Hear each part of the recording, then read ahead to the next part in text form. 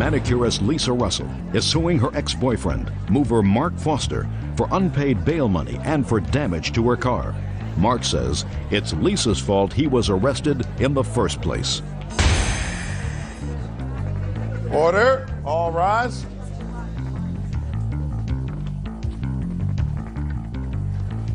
Your Honor, this is case number 7 on the calendar, the matter of Russell versus Foster. Thank you. Parties have been sworn in, Judge. You may be seated. Ladies, have seats, please. Ms. Russell, you claim that the defendant owes you for the return of some bail money, Yes. that he wrecked your car, Yes. and that he burned a hole with a cigarette in your car. Yes. Defendant says that the only reason he got a ticket for driving while under the influence of alcohol was because you were too drunk to drive. You were in the car at the time he was stopped. That he did not wreck your car, it was somebody else, and that he has no idea who put a hole with a cigarette in your car.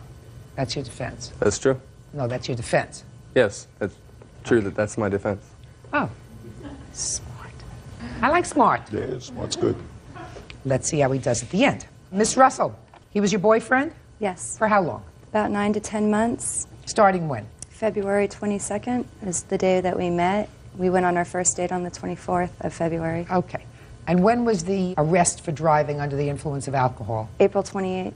Were you with him? Yes. What time was it? God, it was right around when the club was closing, so it could have been any time between midnight and 1 o'clock. Whose car was it? My car. Who had driven there? I drove there. Why didn't you drive home?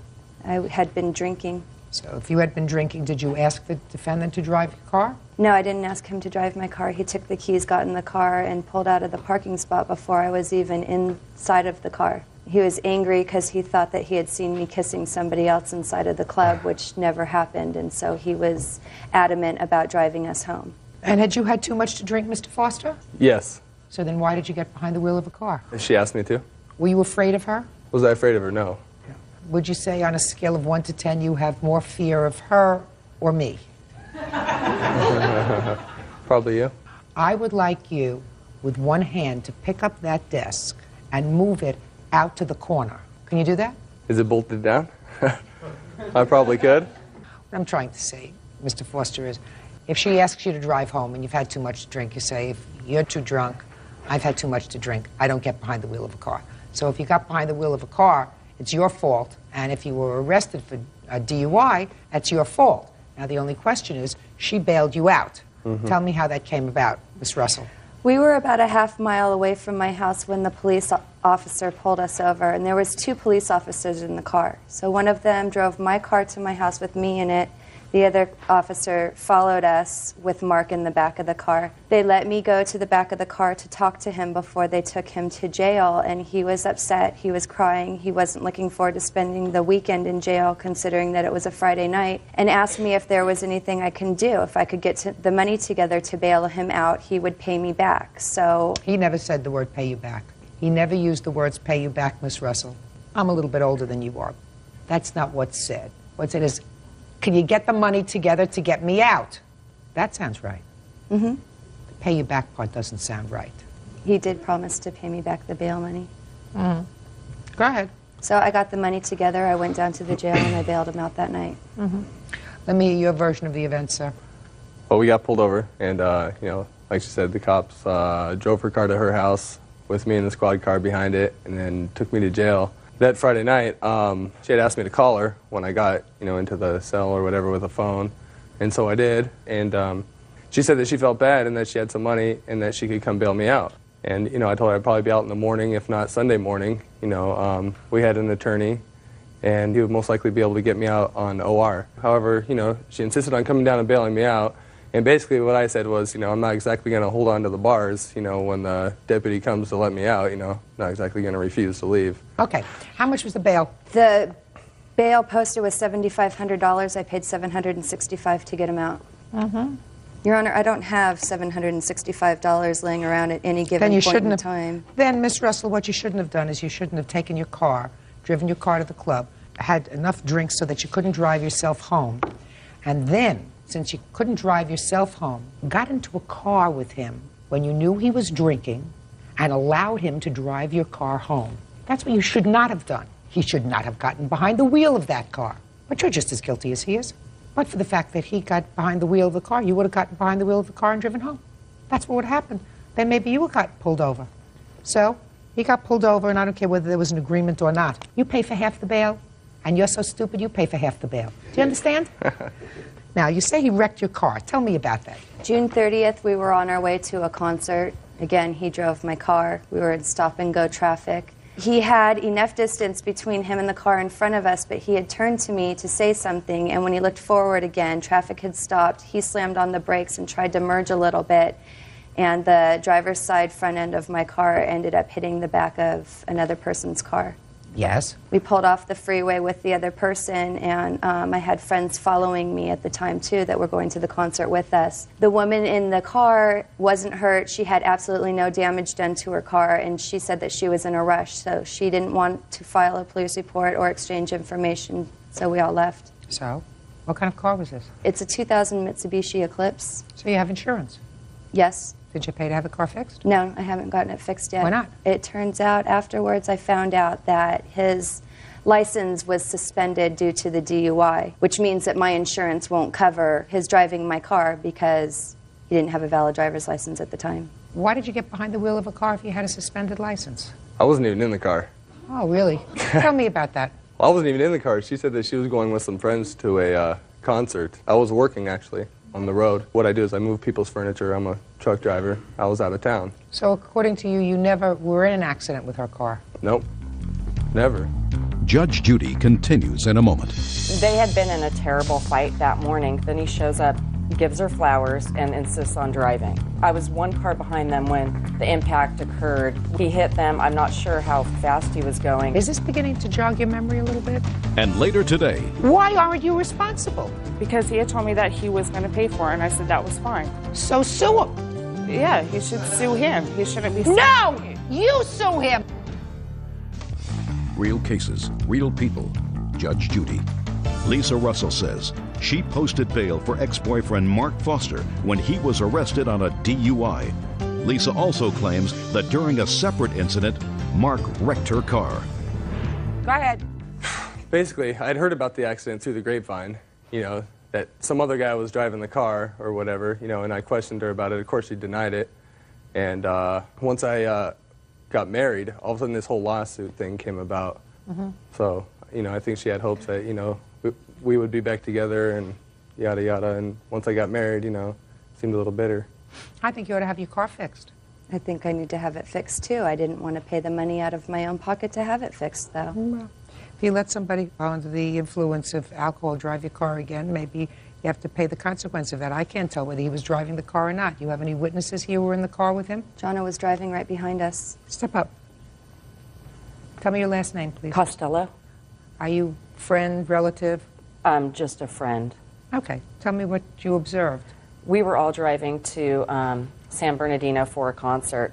Mark and Lisa had gotten the tickets. I met them both at her house. From there... Is this beginning to jog your memory a little bit? Not at all. Okay. They had been in a terrible fight that morning, so we weren't sure if he was coming or not. Then he shows up right before we were leaving, gives her flowers, and insists on driving. I followed them to the concert. I was one car behind them when the impact occurred. It was stop-and-go traffic. He hit them. I'm not sure how fast he was going at all. How did he get to her house? You know, I don't know. I think he might have driven there or gotten dropped off. I just saw him come in. How did he get to your house? He was living with me at the time. I didn't even know that. Really? He was living with me at my parents' house at the time. Oh. So if he was living with you, were you living in the same room? You sharing a room? Yes. Good. Then you ought to know that he has a suspended license. I never asked him what... You should have asked.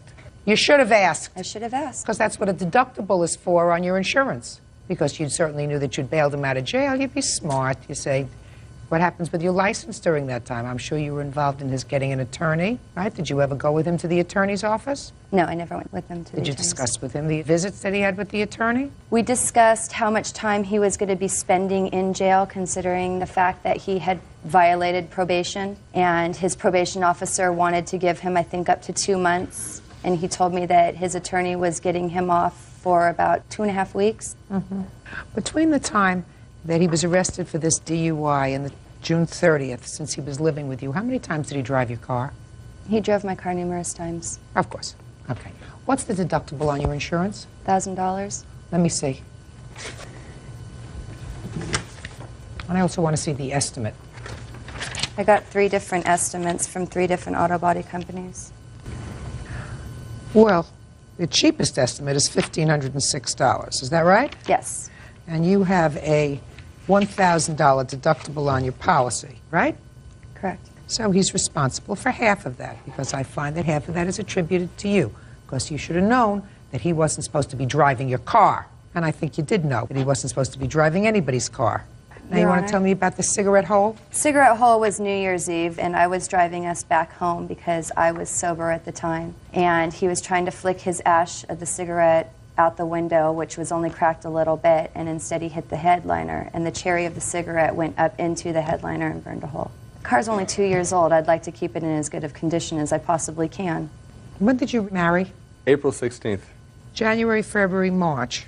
Did you file a lawsuit against him? I filed my lawsuit originally. Those your original papers? Yes. Let me see them, please.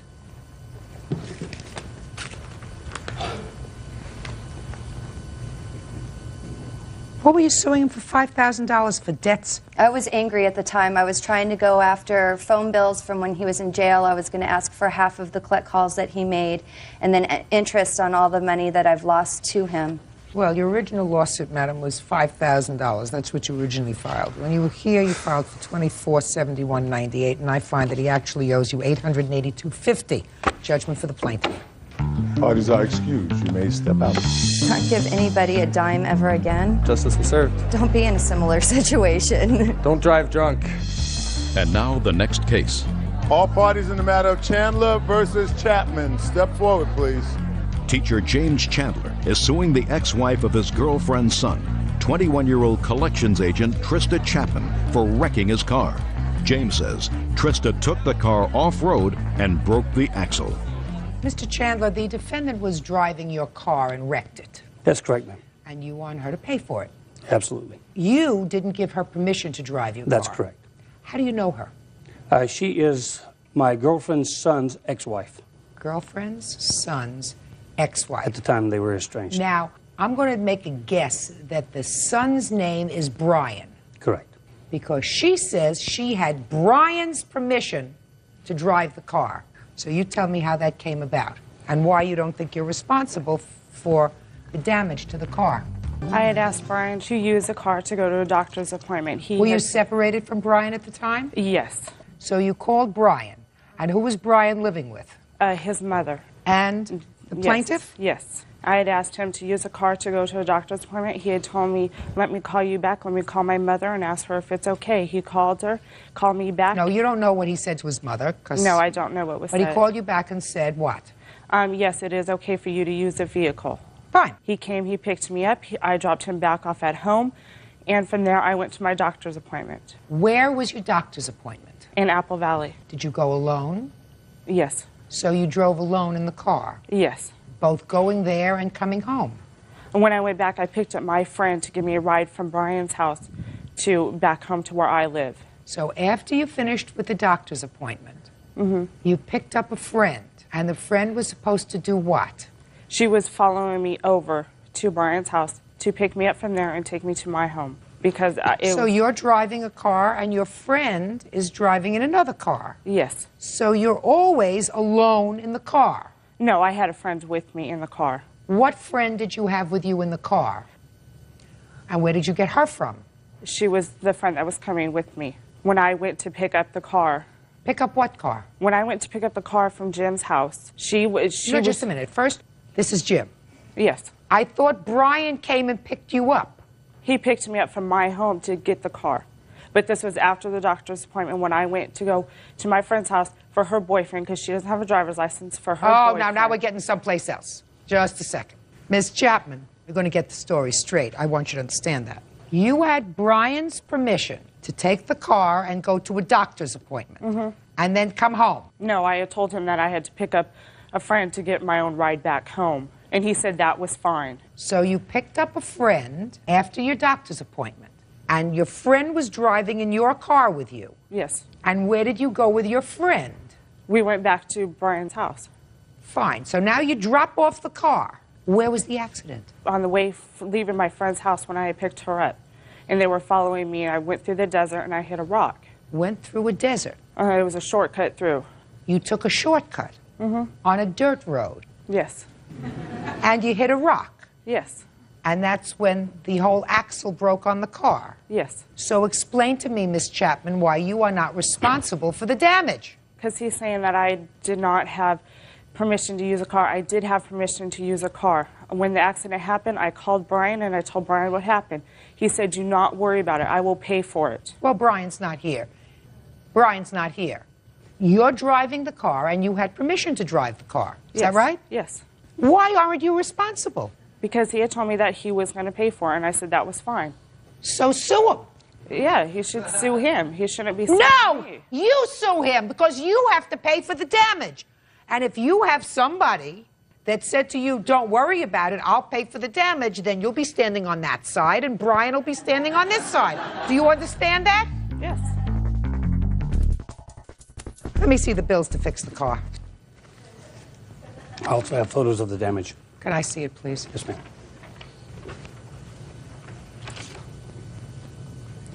What is this lost wages for November 19th? I'm a substitute teacher, and I had to take a day off of school and turn a job down in order to go retrieve the car. So it cost me $120. Get that from Brian.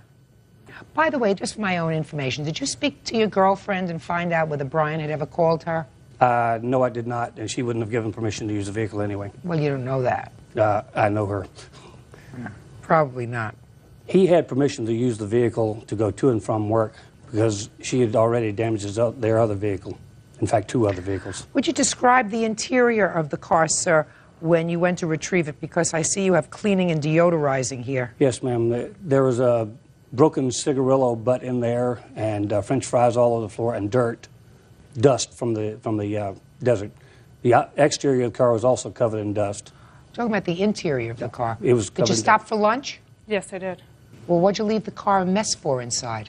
I was going to clean it before I took it back to him, but obviously I couldn't clean it if there was damages to the car, and a tow truck came and picked it up. Well, why couldn't you clean it out before the tow truck took it? Because I walked up to my friend's house to call the tow truck for I could do it, but somebody had called and said that a car was banded in the desert, and the police came and the tow truck came and towed it before I could get back to the car. It's not a difficult case, Mr. Chandler. You have a judgment in the amount of $624.74. That's everything that you're suing for with the exception of your day's wages. Thank you. That's all. These are excused. You may step out. Counsel's case number 29 on the calendar in the matter of Glinka versus Johnson. Parties have been sworn in. Judge, you may be seated. Ma'am, have a seat, please. Mr. Glinka, you and the defendant have a child together. How old is that child? She's 4. She'll be 5 in August. And at some point you separated. How long ago did you separate? About 3 years ago. And after you separated, the defendant had another child. Yes. The child is now about 1.5 years or 2 years old. Is Yes. that right? And at some point she came to you and said, when that new child was about 1 year old, 1.5 years old, that she thought you might be the father. Yes. And I assume that there was reason that she thought that you might be the father, even though she had another boyfriend at the time. Yes. So according to you, you took a DNA test. Yes. And the test proved that you were not the father. You had originally agreed, according to you, that you would share the cost of the test with the defendant, but then you changed that she would pay for the whole test if you were not the father. She didn't pay for anything, and you want to be reimbursed because you paid the bill. That's what the case is about. Yes. What prompted you, Miss Johnson, to tell Mr. Glinka that this new child might be his? Well, the fact that he looked somewhat like my daughter did when she was young, and she looked just like him when she was younger. And just the timing when I got pregnant, the time I was with him, and the time I got pregnant, it just came together. And I thought about it. You had another boyfriend at the time. Right. Did he take a DNA test? No, he didn't. He never did? No. Why not? We just assumed that our son was his and not Steve's. Well, now that you know it was not his, doesn't he want to take a DNA test? No. Are you still with him? No. You're not with him anymore? No. Does he pay support for that child? He's supposed to, but he doesn't. Did he admit paternity of that child in a court? Yes, he did. Well, not in court. It went through the hospital, and they established it through the hospital.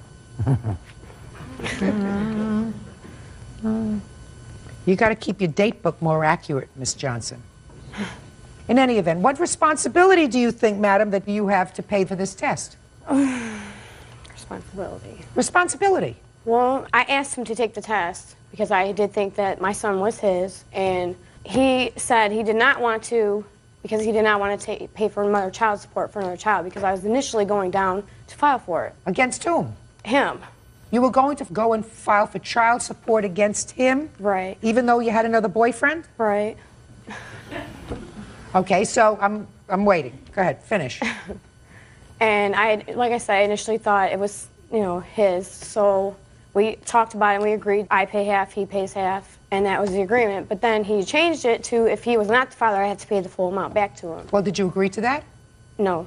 But you agreed to pay for half? The half, yeah. So why didn't you pay for half? At the time, had lost my job right after we agreed and was unable to pay for it. So you acknowledge that you owe him for half the test? Half the test, yes, but not the full amount. All right. Now, Mr. Glinka, why do you think, sir, that she should pay for the whole test, where your initial agreement was that you would each pay for half? Our initial agreement was that if the baby was mine, she would pay half, I would pay half. If the baby wasn't mine, then she would pay me my half back. That's not what you say, or it's not what she said. You both seem to indicate that at first you were going to share the cost, but after the test was taken, you said to her... No, right at the beginning, we had an agreement that we would each pay half. If the baby was mine, then that would be it. Later on, the DNA diagnostic testing started calling me, telling me that they wanted the other half of the money. I called her, asked her why she didn't pay her half. She says she don't have the money. I was like, all right, I will pay your half. If the baby's not mine, you pay me the full amount back. I said after the test was taken, you changed the agreement. That's what you just told me. Yeah, because she didn't pay her half. After the test was taken, you changed the agreement for the whole test. Now, Mr. Glinka, at the time when this child was conceived, was Miss Johnson living with somebody else? No, she was, yes, she was. Yes, she was. She was? Yes. And you were still seeing her? On and off, yes. And you were still intimate with her? Yes. You see, now, if you hadn't been intimate with her, sir, you wouldn't have to worry about paying your half. I know. Right? I know. Right? So I don't feel so sorry for you, sir. We understand each other? Mm-hmm. She has to pay for half the test. Judgment for the plaintiff in the amount of $270. Listen to me. If you don't have an order of filiation legally declaring somebody to be the father of this child, then they are not required to do anything. And if I were you, I would take a quick hopscotch down to the family court or the local domestic relations court, file an appropriate case, and then have your current boyfriend or the person you think might be the father of this child tested. The child, I don't care about you. The child is entitled to know who the father is for a lot of reasons, including medical history. Excuse me. What? I have my witness that heard her say over the phone that she would pay me the full amount. She wasn't even there. Listen to me, sir. Listen to me very carefully. If all you could do was mail it in, then I would say to you, well, she should pay the whole test because she was just harassing you. You got away clean for $270. Under the circumstances, I would count my blessings if I were you. You got it? Good. That's all. Parties are excused. You may step out. She started telling my family members that the baby was mine. The way he is with my daughter now, I'm happy that he's not his father, too. It was relief after finding out that he wasn't mine. When he's supposed to pick my daughter up, he doesn't show up. We still have another kid together, my daughter. He'll take her to his house, but then he'll leave her with his mother or another family member and go do what he wants. I see her all the time. Stay away from guys like him. Keep it in your pants. And now the next case. All parties in the matter of Sullivan versus Saylor. Step forward, please. Bartender Cheryl Sullivan is suing pipefitter Flore Saylor for the return of a down payment on a car and harassment. Cheryl says Flore scammed her into buying a lemon. Miss Sullivan, you purchased a used car from the defendant. Correct. And it is your claim that the car came with a 90-day money-back guarantee. Yes, it did. And... It's horrible. Excuse me? Say what? That's no. That's not true. Bird, would you take him outside and let's have a discussion with him? If he can behave himself, then you can come back inside. If he can't, I'll rule in the plaintiff's favor. Will do. Very good. Judge Judy continues in a moment. The joke was 30-30 warranty. 30 feet for 30 seconds. Which one ever expired first? Miss Sullivan, try answering my question. If I want joke, I'll turn on the Comedy Central channel. Real cases, real people. Judge Judy. Cheryl Sullivan says Flore Saylor scammed her into buying a lemon. Flore says Cheryl knew she was buying the car as is. My apologies. It is your claim that the car came with a 90-day money-back guarantee. Yes, it is. You drove the car for a period of time. The car stopped functioning properly. You took it back to the defendant, and you want your money back. Correct. The defendant says the car was purchased as is. As a matter of fact, he's not counterclaiming, but he said that you paid him $500 of the $800, which was the agreed-upon purchase price of the car. Is that correct, sir? Yes, Your Honor. Okay. When did you purchase this car from the defendant? I purchased this vehicle back in July of last year. When I purchased this vehicle, I needed... Just a second. I'll ask questions. You purchased it in July. July what? The actual date would be June 27th. I purchased this vehicle. Much is it, July or June? Mr. Saylor. I'm sorry. Okay.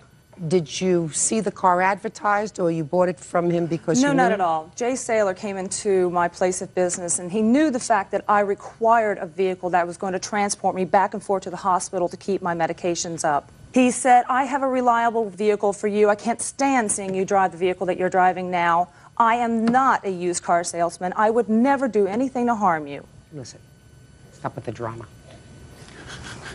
June 27th, you agreed to purchase this car. Did you go and look at it? Yes, I looked at it. Jay was working on it. Where did you go to look at it? At his home. What kind of car was it? Mazda RX-7. What year? 1986. So at the time you purchased the car, it was 15 years old. Is that Correct. right? Mr. Saylor had indicated that the engine in it was fine because he ran these things, and he was going to use it for his racing engine, so to confirm the fact it was going to be a good engine. Now, at the time, the agreed price of the car was $800? Correct. And you gave him some money down over I would a pay period him of time. $50 a week through a course of weeks until finally money was paid up to $500. After $500, he said I could then take the title and have it transferred into my name. Which is what you did. It's exactly what I did. On what date did you pick up the car? The exact date that I picked up the car from Mr. Saylor was June 27th, 01. Is that the day you gave him the $500? That was the final payment of the final $500. Okay, but you had seen the car previously then. I had seen it. Was not allowed to test drive it, though, because Mr. Saylor continuously was working on the engine, telling me he was getting all the bugs out. Miss Sullivan, you weren't a prisoner. If you wanted to test drive the car before you gave him money, you could have test driven the car or said, I'm not buying this car until I test drive it. Right? Right, but he wouldn't Or let say me. to him, before I buy this car, I want it to be in running order, and I want to take it to my own mechanic, which is what usually people do when they purchase a used car. Put your hand down, sir. I'll get to you in a minute. Okay. You understand? Yes. I mean, you're not a baby. You're not 18 years old. You buy a used car. You say, I want to take it out. I want to test drive it myself. I want to take it over to a mechanic. You chose to purchase the car without test driving it. Mr. Saylor put me in the vehicle as the passenger, and he drove the car for an original test drive. When we did this test drive, he himself chose a few flaws that he wanted to have corrected. So he kept the vehicle to correct it. When July 4th came along, I got the vehicle. I drove the vehicle for the first time. You're going to tell your story no matter what my questions are. Sorry. You picked up the car from him on June 27th, according to you. Mm-hmm. And when did you have the car titled in your name? June 27th. And did you drive the car to and from work the first week in July? Yes. It overheated every time. But you drove it to and from work every day for the next week. On what date did you return the car to Mr. Saylor? Don't have that down here. It's in my Do you other recall papers. the date, Mr. Saylor, that Ms. Sullivan ultimately brought the car back to you? Yes, I do. What was the date? 29th of July. So she had the car approximately a month and 2 days. Yes, ma'am. Okay. I had the car 2 weeks. No. to the day, If you don't 14 know, days. listen, don't speak to him. Real cases, real people. Judge Judy. Cheryl Sullivan says Flore Saylor scammed her into buying a lemon. Flore says Cheryl knew she was buying the car as is. The only issue that I have to resolve is whether Mr. Saylor gave you a 90-day money-back guarantee on this 15-year-old Mazda. Can you show me any proof? Yes, ma'am. I'd like to see it. The proof I have here is my witness, secondary witness, could not make it here due to the fact of her medical conditions. I don't read statements. I do not read statements. This statement states to the fact that now listen she to and me. everyone else heard this. I don't read statements, and you can't tell me what the statement is. Do you have any proof, a bill of sale that says 90-day money-back guarantee? No, I do not have a bill of sale of 90-day money-back guarantee. But what I do have is I have a bill of sale here with Mr. J. Saylor here as indicated to the fact that he owes me money still. Let me see.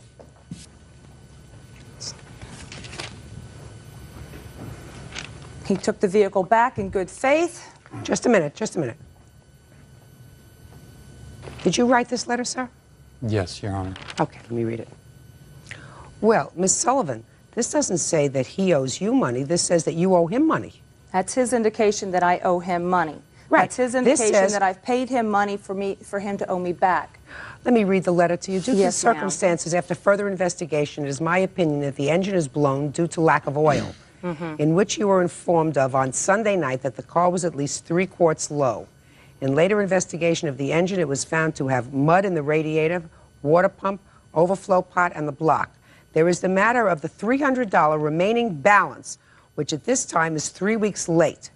There are also additional charges for parts and services rendered. Radiator installed, $150. The investigation of the car, $65 per hour.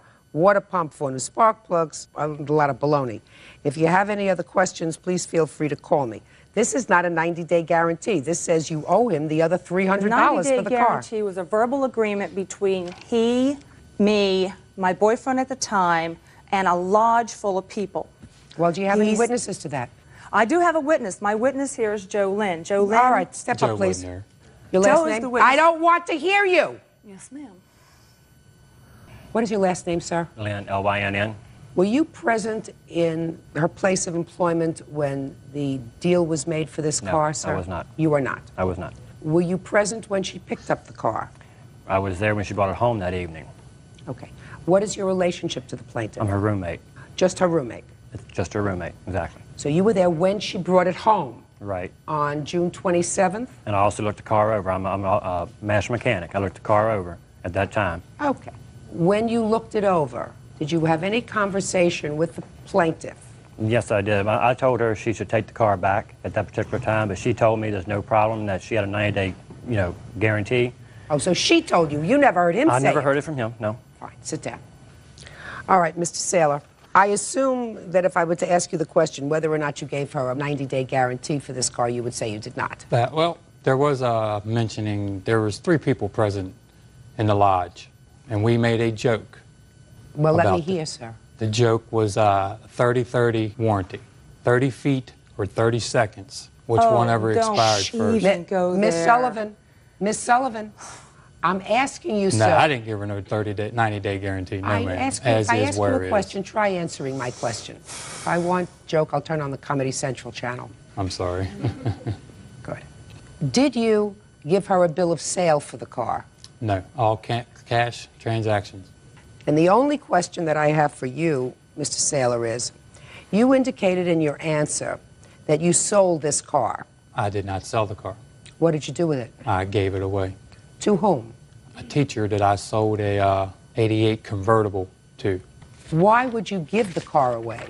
I asked her, I went to the lodge, I asked Miss Sullivan what was her intentions with the car. She said she wanted nothing further to do with the car. Oh, I can't believe you're standing here saying this. Miss Sullivan, you don't get it. Well, I'm not lying. Mr. Saylor, you don't get it. Well, she said she What you get is, when I ask a question, you answer. When I don't ask a question, you don't say anything. Do you understand? Yes, ma'am. So try to listen, because I'm in charge here, sir. Now, the title to the car was already in her name. How did you get around that by giving it to somebody else? Just scrapped it. She told me to do whatever I wanted with it, to get rid of it. And that's what I did. Well, Mr. Saylor, you see, this is your problem, sir. Ordinarily, I would rule in your favor in this case, because I don't believe that anybody in their right mind sells a 15 or 16-year-old car with a guarantee. And unless that guarantee is in writing, I would not give any credibility to her statement that you gave her a 90-day guarantee. Do you understand? Yes, Your Honor. However, your problem is, sir, you either gave away, scrapped, or sold her car. And what you should have done was say, you bought it, kiddo. It's in your name. I have nothing more to do with it. And if you feel as if you want to, you sue her for the balance of the car, which was another $300. Do you understand? Yes. However, you had no right to give away her car. You had no right to scrap her car.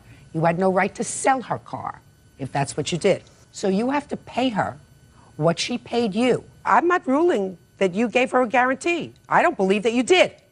But you exercised dominion and control over her car by giving it, selling it, or scrapping it to somebody else. And you can't do that. So judgment for the plaintiff in the amount of $500. That's all. Parties are excused. You may step out. How you doing, Judge? Good. How are you, Bertie? Good. It's case number 95 on the calendar, the matter of Raymond versus Holmes. Thank Parties you. have been sworn in. You may be seated. Folks have seats. Mr. Raymond, you and the defendant were involved in a romantic relationship and decided to lease an apartment together. The defendant moved out sometime during the lease, and you want her to be responsible for her half of the rental of the apartment. That's what the case is about. Ms. Holmes says, she was sort of forced to move out. She'll explain that to me. When did you decide to lease this apartment together? We leased the apartment February 5th, 2001.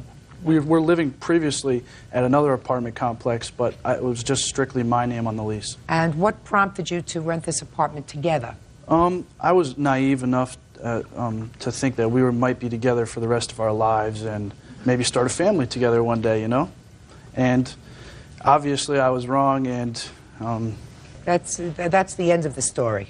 How much were you paying in the old apartment? I was paying $685. And how much was the rent on the new apartment?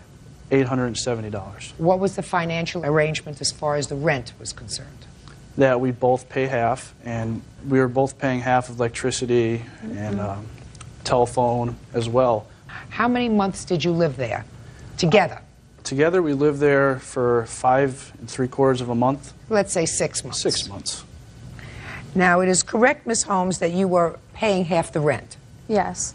When did you move out and why? I moved out the beginning of the summer, probably end of July, beginning of August. Throughout our relationship, we had many fights. It became abusive, not only verbally, but physically. And when did it become physically abusive? I have here, we both were arrested for breach of peace. We got into a fight. It was at the previous apartment that he lived at. So you both were arrested for breach of the peace? Yes. When? It was the day after Christmas in 2000. Fine. Don't give me ancient history, Ms. Holmes. After that happened, you moved into an apartment together, and you signed a lease. Were there any incidents of domestic violence between the two of you after you signed the lease in February of 2001? In that residence? Yes. There was no actual police reports for any. That doesn't answer my question. There was violence. Well, tell me about it. It was just when we would argue, we would get into fights. You would fight with each other? Yes. All right. With each other? I would fight back because I'm a lot smaller, but there's only so much I can do to him. All right. You would fight with each other? To get him off of me. And Ms. Holmes, you fought with each other. Why did you move out? And make sure I get a legitimate answer, please. Because I was afraid. No. I was sick. No. That's not why you moved out. You may have thought you made a mistake and you didn't care for him anymore, but that's not why you moved out. You suddenly moved out. I wanted to end the relationship. Right. That sounds right. I had had enough. Fine. That sounds right. You didn't want to be with him anymore for whatever reason. Don't tell me what happened a year and a half before when you both were arrested for breach of peace. You didn't like him anymore. You wanted out. Did you have anybody else? No. Weren't dating anybody else? No. I still to this day haven't dated anyone. That's not the truth, Your Honor. Just a second. Because that's what he believes in any event. All right. Now, when you moved out, what arrangements did you make with him with regard to the rent and regard to the lease? I told him that I would pay him for the month after that I had moved out, just to be nice, to help him out, because I understood that it was a lot of money, and that after that, that he was on his own. Did she have this discussion with you, Mr. Raymond? Yes, she did, Your Honor. Fine. She said she'd pay you 1 month when she wasn't there and then start looking for a roommate. Matter of fact, she said she was going to help me out every month, not just 1 month, until it was over. Did she pay you that 1 month? At the end of August, yes, or beginning of August, August 1st, she did. Okay. What kind of search did you do, sir, to find a roommate? Is not an answer. I tried to find a roommate. My best friend was going to move into the house, but it was just a 1-bedroom, so it was very hard to live with somebody else as well as the dog that we both owned. Really, no one else could be around the dog except for me and her. And it was hard to find somebody to live with a dog that is not their owner. Mr. Raymond, yes. She moved out a year ago. Yes. Are you still living in the apartment? No, Your Honor. When did you move out? February 5th. When your lease was up? Yes. Where did you go? I moved in with my best friend. And what's your rent? $300. So you did not attempt to get out of your lease? I attempted to, but without the $350 lease breakage fee, which I have in the lease right here, they wouldn't let me even try to do it, because she has to come up with $350 for the lease breakage fee. As well, she wrote a letter. Well, she could have, listen to me, she could have, instead of giving you the $435, given them the $350 for the lease breakage fee. And then what would have happened to your rent? I would have still been able to cover it, probably. Okay. So instead of spending less money to break the lease, which she could have done, correct? She gave you more money for the month that she wasn't there. Yes. So I want you to tell me, Mr. Raymond, after a year, what brings you to court, sir? Judge Judy continues in a moment. Suddenly, when the money ran out and I didn't have any more money left, she was gone. Of course. And later today, we have a lot of strays. Strays are not your problem. Your problem is your 2 cats. real cases, real people. Judge Judy. Joe Raymond says former live-in girlfriend Lindsay Holmes owes for breaking an apartment lease. Lindsay says she moved out because she was scared of Joe. Go ahead. What brings me to court is, well, we still have relation within this year. I mean, we still talk to each other. It was on and off for the past year. And she continuously told me, I'm going to help you out, I'm going to help you out, I'm going to give you money. And I never received any money except for that one time in August. And I found out that she was seeing a Rocky Hill police officer. And I was very disturbed of that fact. When did you find that out, sir? I found this out 3 weeks after she moved out in August. That's one of the main reasons we stopped talking at that time. That's still a year ago, so what brings you to court now? To get the money that I feel as if I'm owed, because I owe money to the leasing agent, and Why? they still, because I lost my job in December and I was laid off just doing snow work removal, and I couldn't afford it, so now they're coming after both of us to get the money. When did you stop paying rent, sir? I paid September, October, November, December. December rent was not paid. Let me see.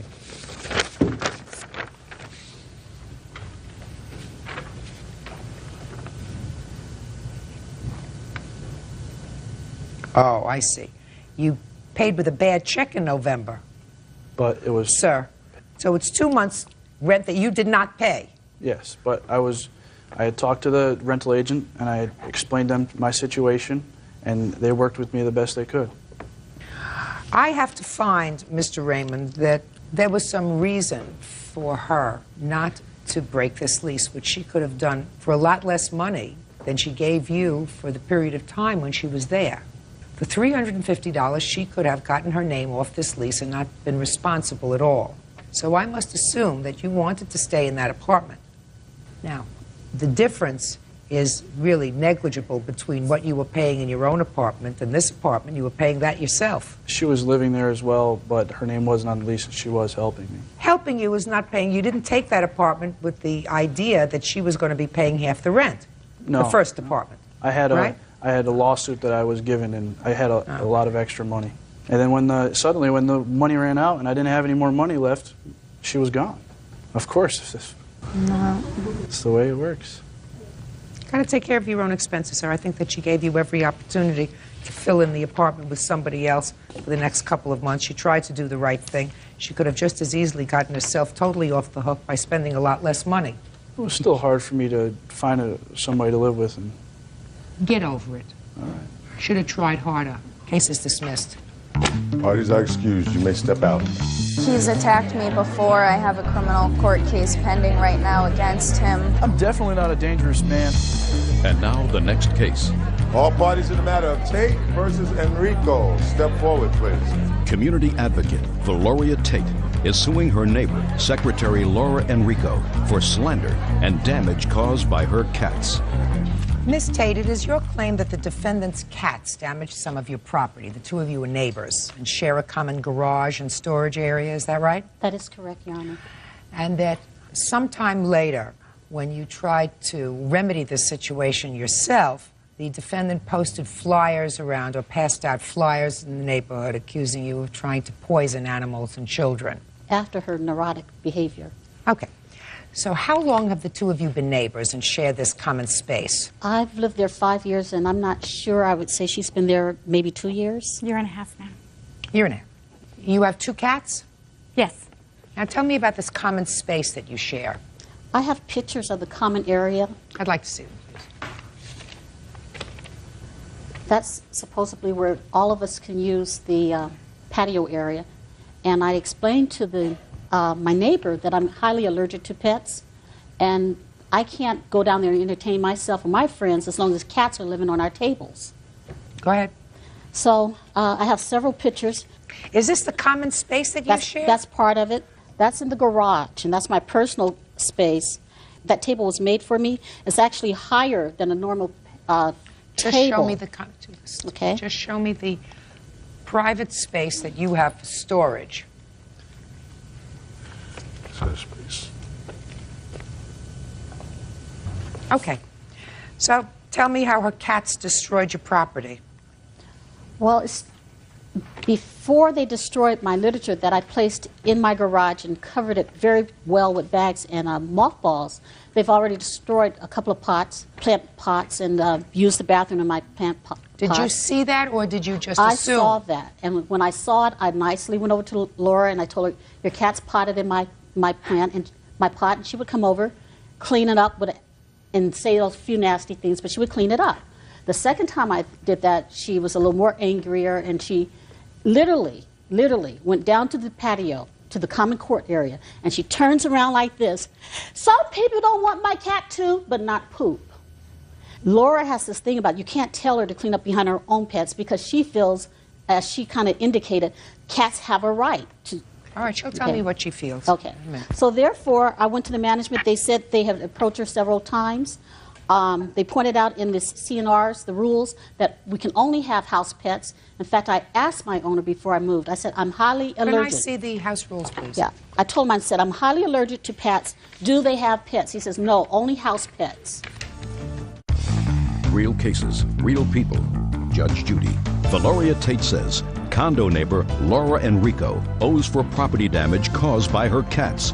Valoria also claims Laura distributed a slanderous flyer calling her a pet killer. Well, I've read the rules, and the rules clearly say that no pet is to be in a common area. Dog has to be kept on a leash at all times. Is this a picture of your cat on the table? I can't see it. Would you give that to her, please? It's a black cat. And is your cat a black cat? He was, yes. Now, after certain of your property was destroyed, and your complaints say that you found that her cat urinated on a box, right? And there was literature in that box. Yes. What did you do?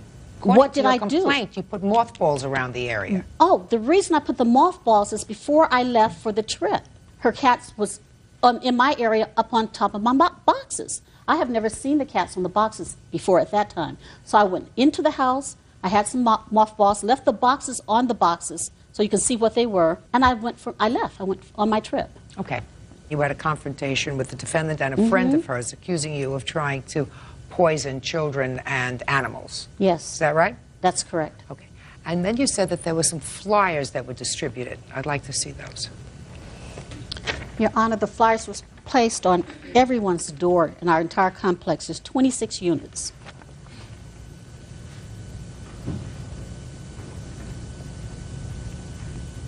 Did you place this around? Yes, I did, ma'am. You got some nerve.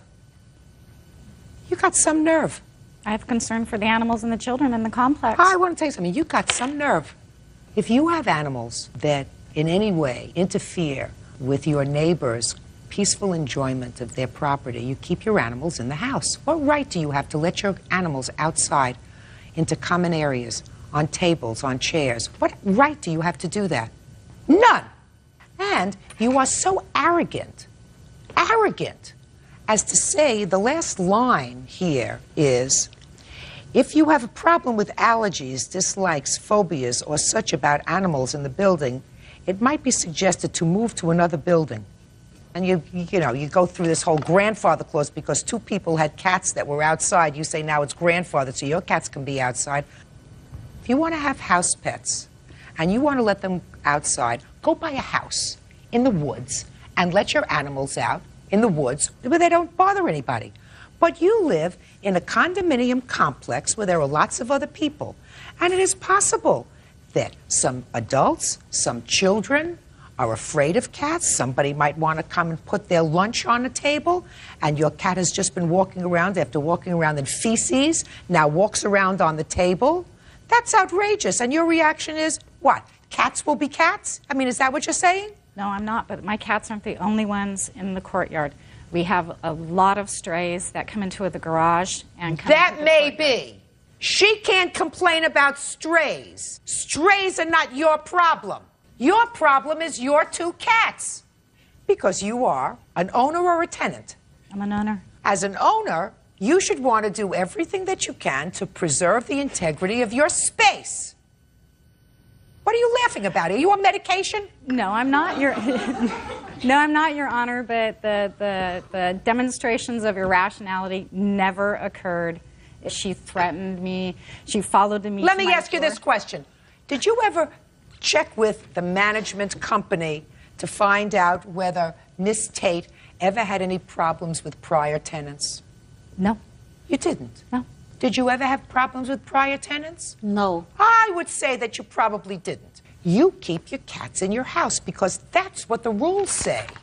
Specifically, rules that you gave and you signed for when you bought your condominium specifically said that only these two people, long gone, could have their cats out in the courtyard. You signed it. I assume when you signed it, you read it. Is that right? Yes, I did. So why didn't you abide by the rules you signed and read? Rules are your cats stay in your house. Yeah, right. And this is nasty. Don't like having my animals threatened to be killed. Well, why don't you keep your animals in your house? I will from now on. Perfect. Did we just solve that problem? Yes, you did, Your Honor. Fine. She doesn't mention your name in this, does she? No. Now, it's very possible that other people knew what she was talking about, but she doesn't mention your name. May I share with you why she didn't have to? Go ahead. Because she made such a big scene about I was trying to kill these cats and children. All the neighbors heard it, and then she called the police. Well, they knew there was only one person she was referring to. That I can't tell you what they knew. But she does not mention your name in this flyer. But certainly, Miss Enrico has agreed at this point, is that right, Miss Enrico, that you will keep your cats in your home from now on? Yes. Is that correct? Is Yes, that right? Yes, ma'am. That seems to solve the problem. I will prepare that order, that's all. Parties are excused. You may step out.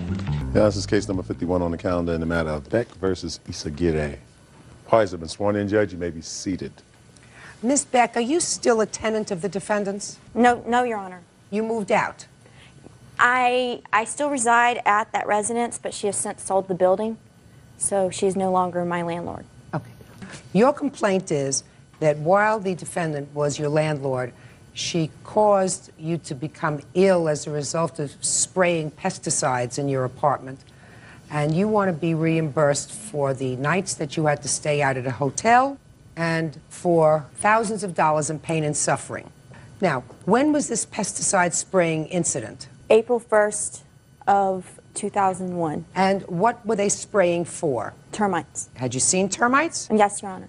Were you notified that they would be spraying? Verbally, yes. So what's the problem?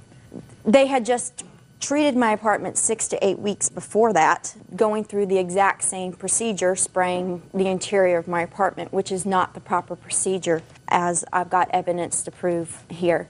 The proper procedure is actually to drill holes in the slabs of the flooring or in the walls so you can actually get to the wood or underneath, because they were subterranean termites. The termites lived in the ground. All right. That's where they lived, but they were spraying the interior of my apartment twice in a 2-month period. All right, 6 to 8 weeks before the incident that caused you difficulty, they sprayed once. Is that right? Yes. They sprayed once. And you remained in the apartment? Yes, ma'am. Is that right? Yes, Your Honor. And when were you notified that they were going to spray again? A few days before they came and So what sprayed happened? on April 1st. Fine. So what happened? You notified that they were going to come in again? I was notified that they were going to come in again, and I told her verbally, under no circumstances do I wish for you to spray the interior of my apartment. If you're going to do it, please follow the proper procedures the way it was done a year ago. Drill the holes, get to the termites. I'm giving you access to my apartment so that you can get to the termites, not to spray the interior. There's no need. I'm still smelling the pesticides. I don't need to go through this again. I'm still getting migraines from the last time. So what happened?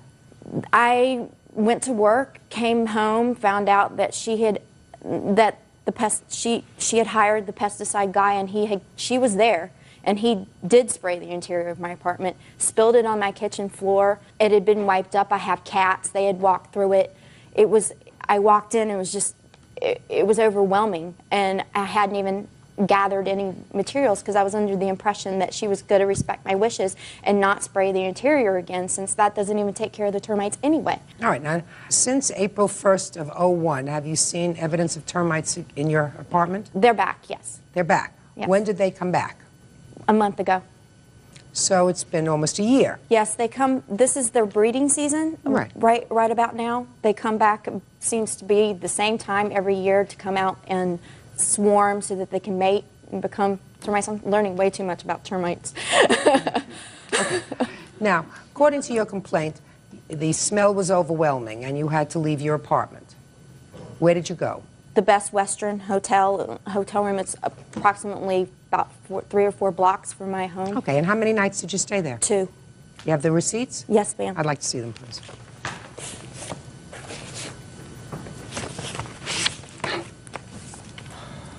You stay over there. Okay, sorry. Oh, yeah. I also needed to purchase HEPA filters to take the pesticide out of the air that I was breathing because I was getting so many migraines. It was suggested by my neurologist. Why don't you move? I couldn't afford to. My rent is rent controlled and only $577 a month. And for Los Angeles, a good area, that's extremely good for a 1-bedroom. So that's pretty good rent, even though the place has termites once a year, right? Yes, ma'am. Okay, so other than the $185.26 that you had to pay in a hotel room because of this smell of pesticides, what do you think that the defendant is responsible for? I think that she was negligent in hiring an unlicensed pesticide person to come in and spray the interior of my apartment. He is unlicensed, as I have also in that pile is evidence to prove that. An agricultural commission did a report on it. He is an unlicensed contractor, and he had been also previously written up in 1994 for doing the exact same thing, spraying without a license and also spraying with unrestricted materials. I have no idea what I was exposed to. I have no idea whether or not he followed. I know the procedures that he followed were incorrect. How do you know he was unlicensed? Give me the tab on here. Purple? I'm sorry, I color-coded it to make it a little easier for you to find. Purple and what? that would be purple A1. What was the name of the person that you hired? Frigg. On the first page No, of that, shh, don't interrupt. I'm not speaking to you now. Sorry. Okay. How many years did you own this building? I was never actually the owner. My mother was the owner. My parents owned the building for approximately 25 years. Did you manage the building? The only time I managed it, if you could call it that, was at the very end. My mother was very ill and she was unable to handle Miss Beck's harassment and complaints, and so I was handling the building at that time for her. This exterminator that you hired is not licensed. At the time, I believed that he was. I asked him if he was bonded and licensed. He said yes. Did you ask to see his credentials? I asked what his license number was, and he gave me a number. He had been in the business for 45 years and had worked for my mother for 10. And when Miss Beck needed... So is what you're telling me that this person was the same person who sprayed previously for you? Mm-hmm. Is that right? Yes. Miss Beck, you said that the apartment had been sprayed previously. This Craig, he is the one who sprayed previously, is that right? Yes, Your Honor. How many times had he sprayed the apartment before? I'm not really sure. He had been doing it for years. For years. Judge Judy continues in a moment. I trusted her, Your Honor, that it was okay to be in that. I stayed there too. I want you to be smarter. I don't want you to trust anybody. I want you to trust your own instincts, madam. And later today, Your Honor, we had a deal. We had a deal. I was to learn something. I paid and you for didn't learn stuff. anything. Whose fault is that? You went back to work. That is not a loan, Mr. Andre. That's not a loan. real cases, real people. Judge Judy. Melissa Beck says former landlord Kathy Izaghieri poisoned her when she sprayed for termites. Listen, Miss Beck, you don't make a big deal over things that aren't a big deal. Do you understand? You live in a rent-controlled building, which is a very old building. You live there because the rent is cheap, and that doesn't mean that you have to be subjected to things that are terrible. Your landlord can't do terrible things to you, but there are termites, and termites have to be eradicated. I don't think that the defendant did anything terrible to you. I certainly don't think it's worth thousands of dollars. I think that she has to compensate you for the 2 nights that you spent in a hotel because you were unable to use your apartment. I assume you paid your rent on time. I have proof also showing what the proper procedures are I don't follow care. When you're... Listen to me. I don't care what the proper procedures are, madam. I'm telling you that the termites that you complained But you don't spray the baseboards of an apartment and let it just sit there for months. There's nowhere for it to go. It's painted over since the 1950s. Listen to me. Life is full of choices. The choice that you made to leave the apartment for 2 days because you couldn't stand the smell was a good choice. She has to compensate you for that choice because she was quiet. Because she was responsible, even if she used someone who had a degree from Harvard, you might have had a reaction from the pesticides that were used. However, your apartment was rendered through no fault of your own, uninhabitable for 2 nights. Now, if what you're saying, Miss Beck, is that it continues to be uninhabitable, or for months was uninhabitable, or for weeks, or for periods of time that you got headaches and migraines, etc., move! Nobody is holding you in this apartment. If you want to live in an inexpensive, rent-controlled building, which is old, there are some things that you have to tolerate. And I'm telling you, 2 nights lodging, she's responsible for. But thousands for your headache, she is not. Judgment for the placement. Listen to me. I trusted her, Your Honor, that it was okay to be in that. I stayed there too. I want you to be smarter. I don't want you to trust anybody. I want you to trust your own instincts, madam. $185. 2 nights at the Best Western. The interest and the year that she didn't pay me? What I about demanded it? It's Deal been a with year. it. Judgment for the plaintiff in the amount of $185. That's all. Parties are excused. You may step out. We have a police report of an occasion when she attacked another tenant, overturned her furniture, and bit and scratched the other tenant. I never bit anybody. I never I never scratched anybody. There have been times when after midnight she's called my home screaming obscenities. I did have problems with her with noise on one particular occasion, and she was outside. I just hope that I never have to have another interaction with Melissa Beck again. And now the next case. All parties in the matter of Andres versus Brazil. Step forward, please. Brian Andres is suing his ex-fiancée, sales rep Trisha Brazil, for an unpaid loan for office equipment. Trisha is countersuing for the return of personal property, unpaid rent, and harassment.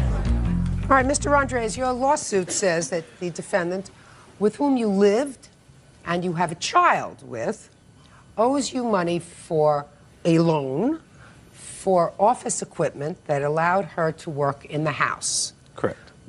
Equipment that you purchased, she used, when you separated, she took, and you want her to pay for it. Correct.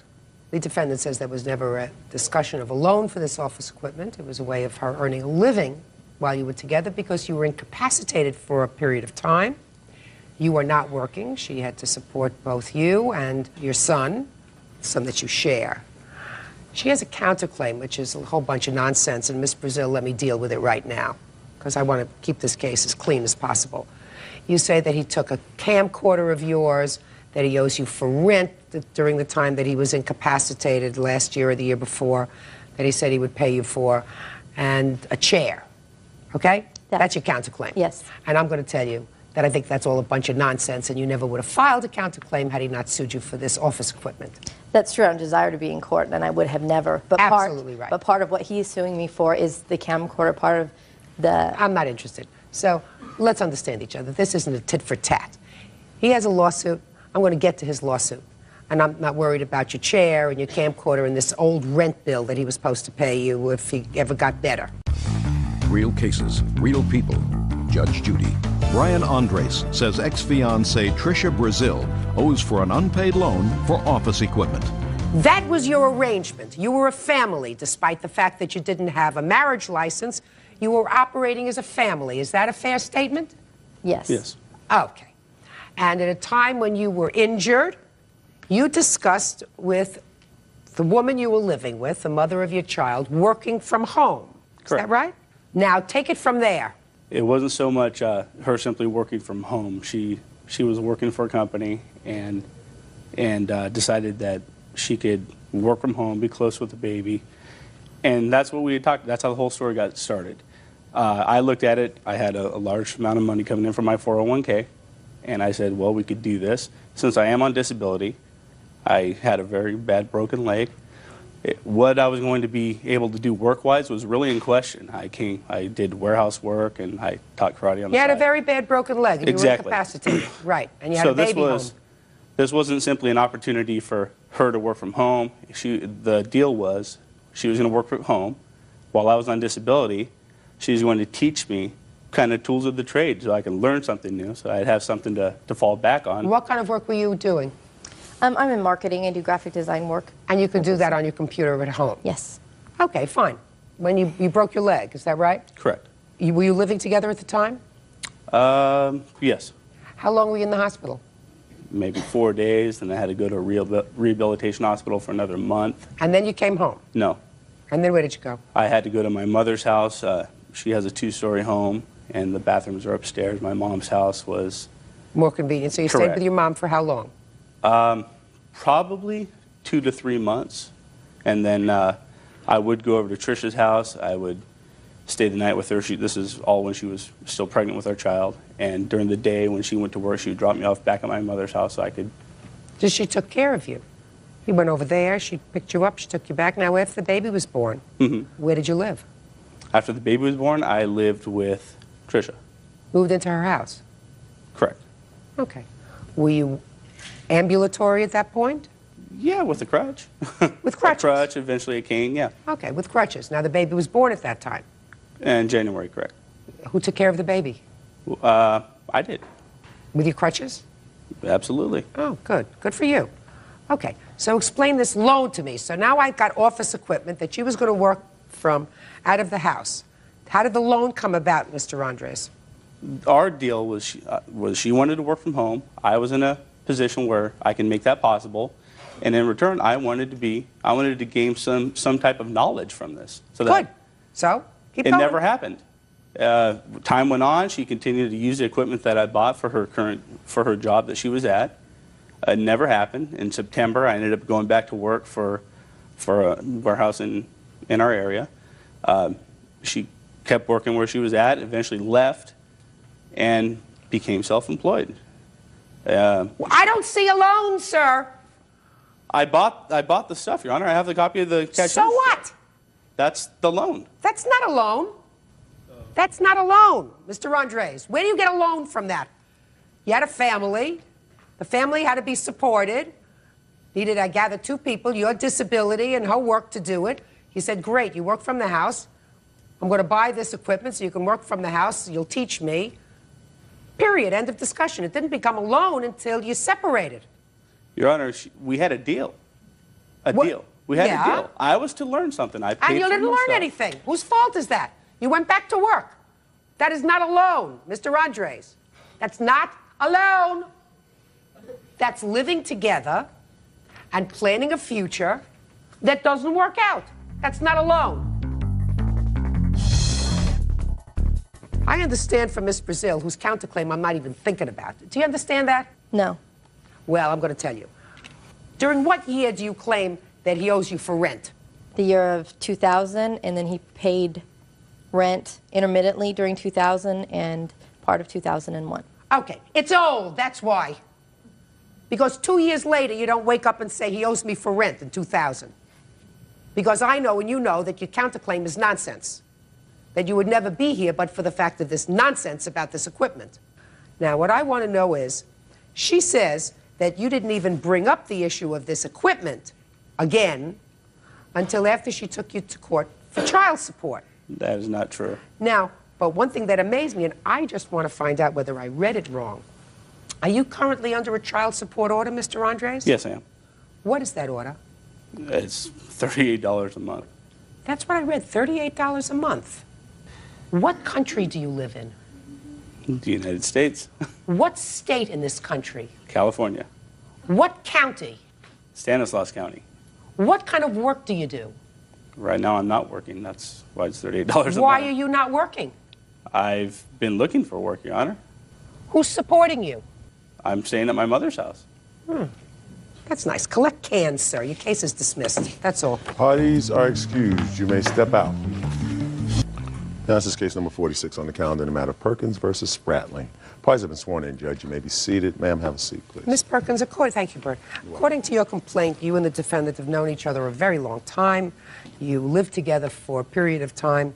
And while you were living together, you made a loan to him in the amount of $400 to fix his truck. And then you claimed that you purchased a dinette set for the apartment. When you left, or when he put you out of the house, he kept the dinette set. So you want the money that you spent on the dinette set and the $400 loan for his truck.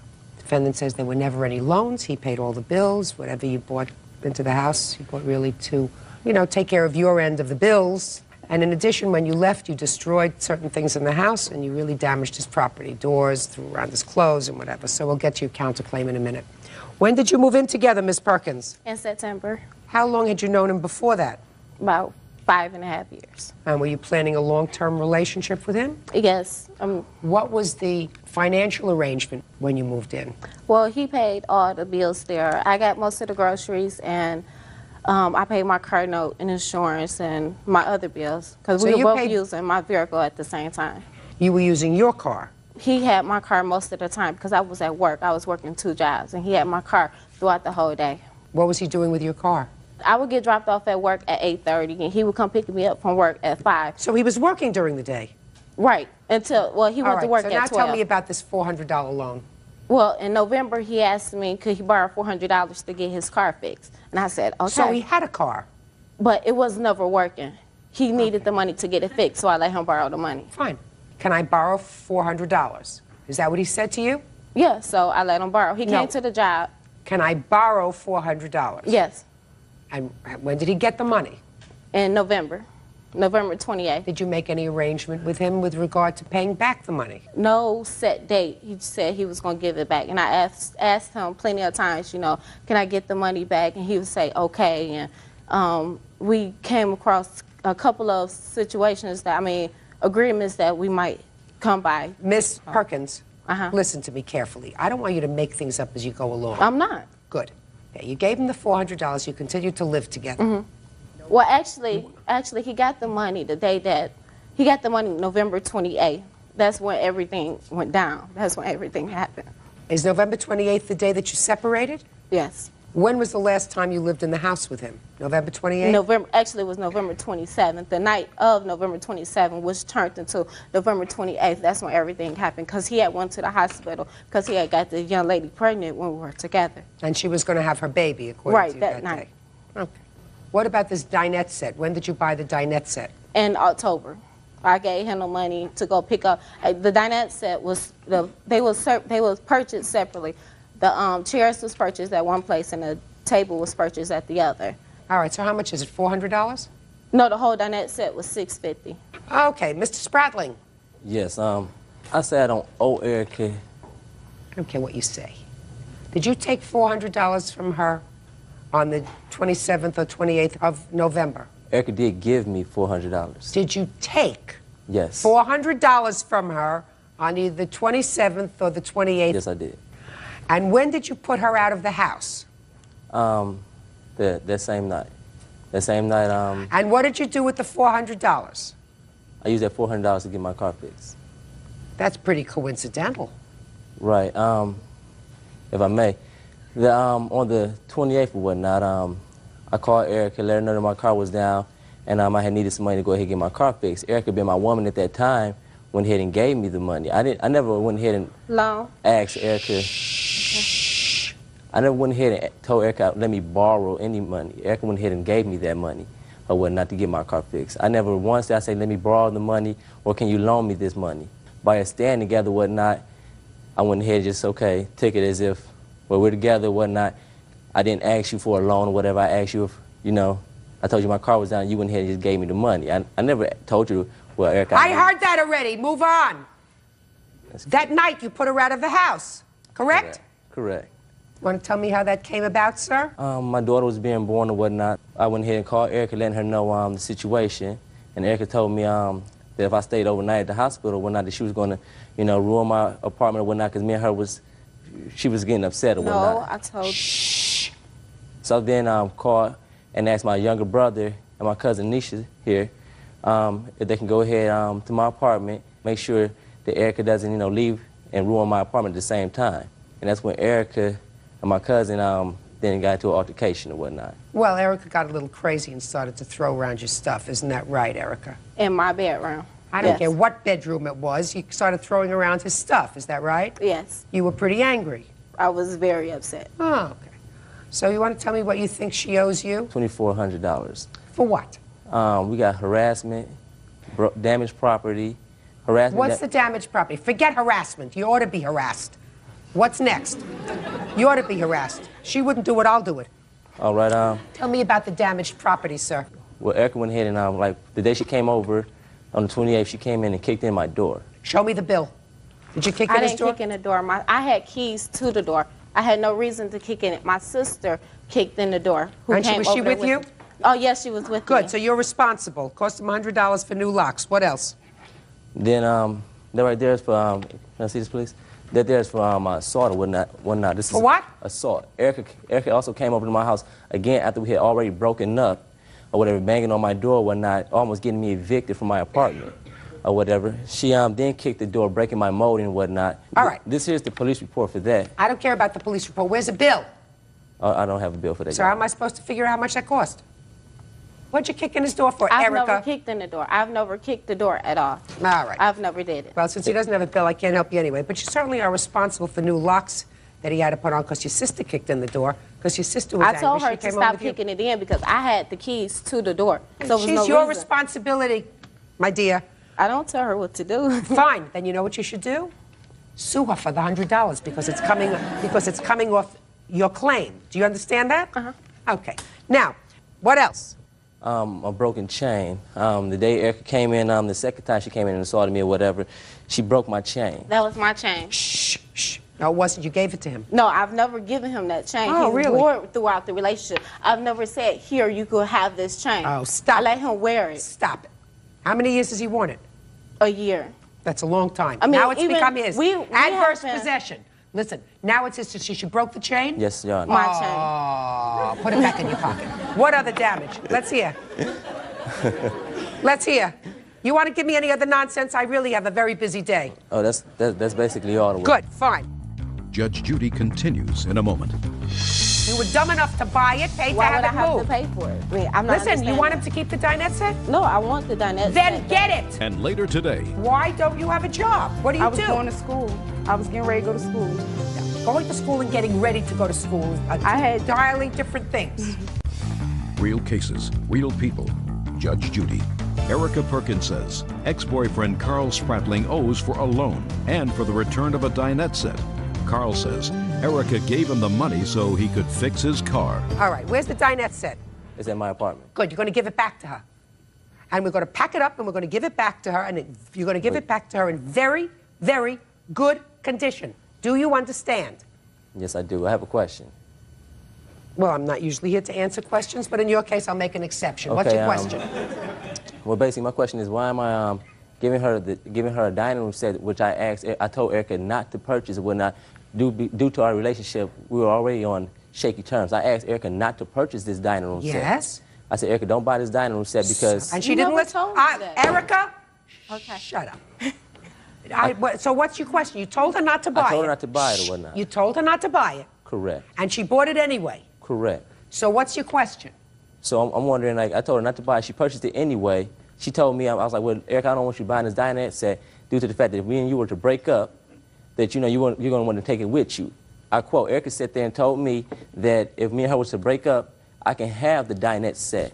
She was just going to leave with her items. I want you to be quiet if I need you. So what's your question? Why am I returning it when she told me I can have it? Why are you returning it? Correct. I'm going to give you the answer. Because I said so. That's the answer. Right. For the same reason that you're going to give her back the $400, which now becomes $300 because I'm taking $100 off for the locks her sister broke. Do you understand? Yes. Good. Judgment for the plaintiff following $300 in cash, plus the dinette set is to be packed up. 5 days from today, you arrange for it to be moved to wherever you want it moved. Do you understand? So I would have to pay for the expenses to it for me so that it could be removed. You have to pay to have it moved. Yes, you were dumb enough to buy it, pay to Why have would it I have moved. to pay for it, though, to be moved? I understand, but I don't. I mean, I'm not. Listen, you want him to keep the dinette set? No, I want the dinette set. Then get it. Do you understand? Yes. Perfect. That's all. Parties are excused. You may step out. If she wanted, she can have it. I'll buy my own. I mean, he did get a young lady pregnant when we were together. He told her not to buy it, and she wanted to buy it anyway. It was her stupid decision.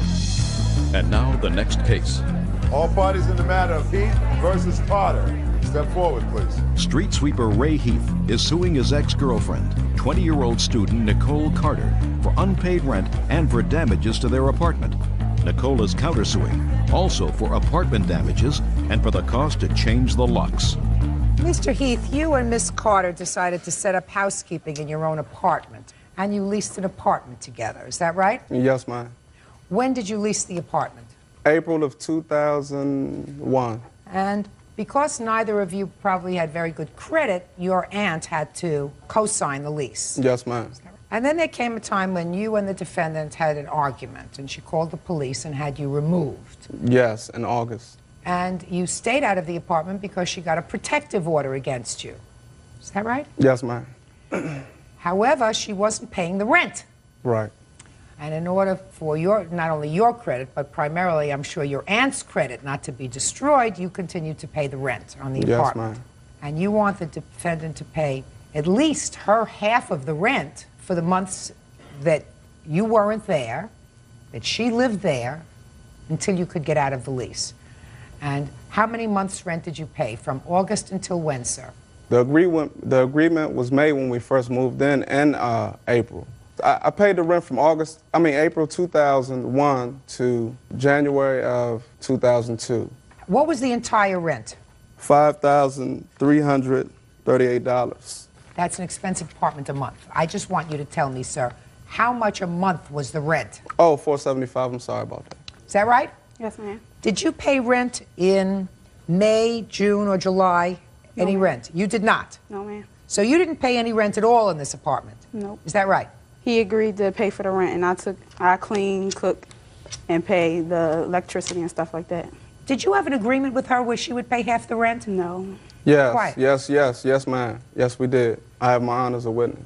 Are you the one who co-signed on this lease? Yes. Would you step up, please? Tell me your last name.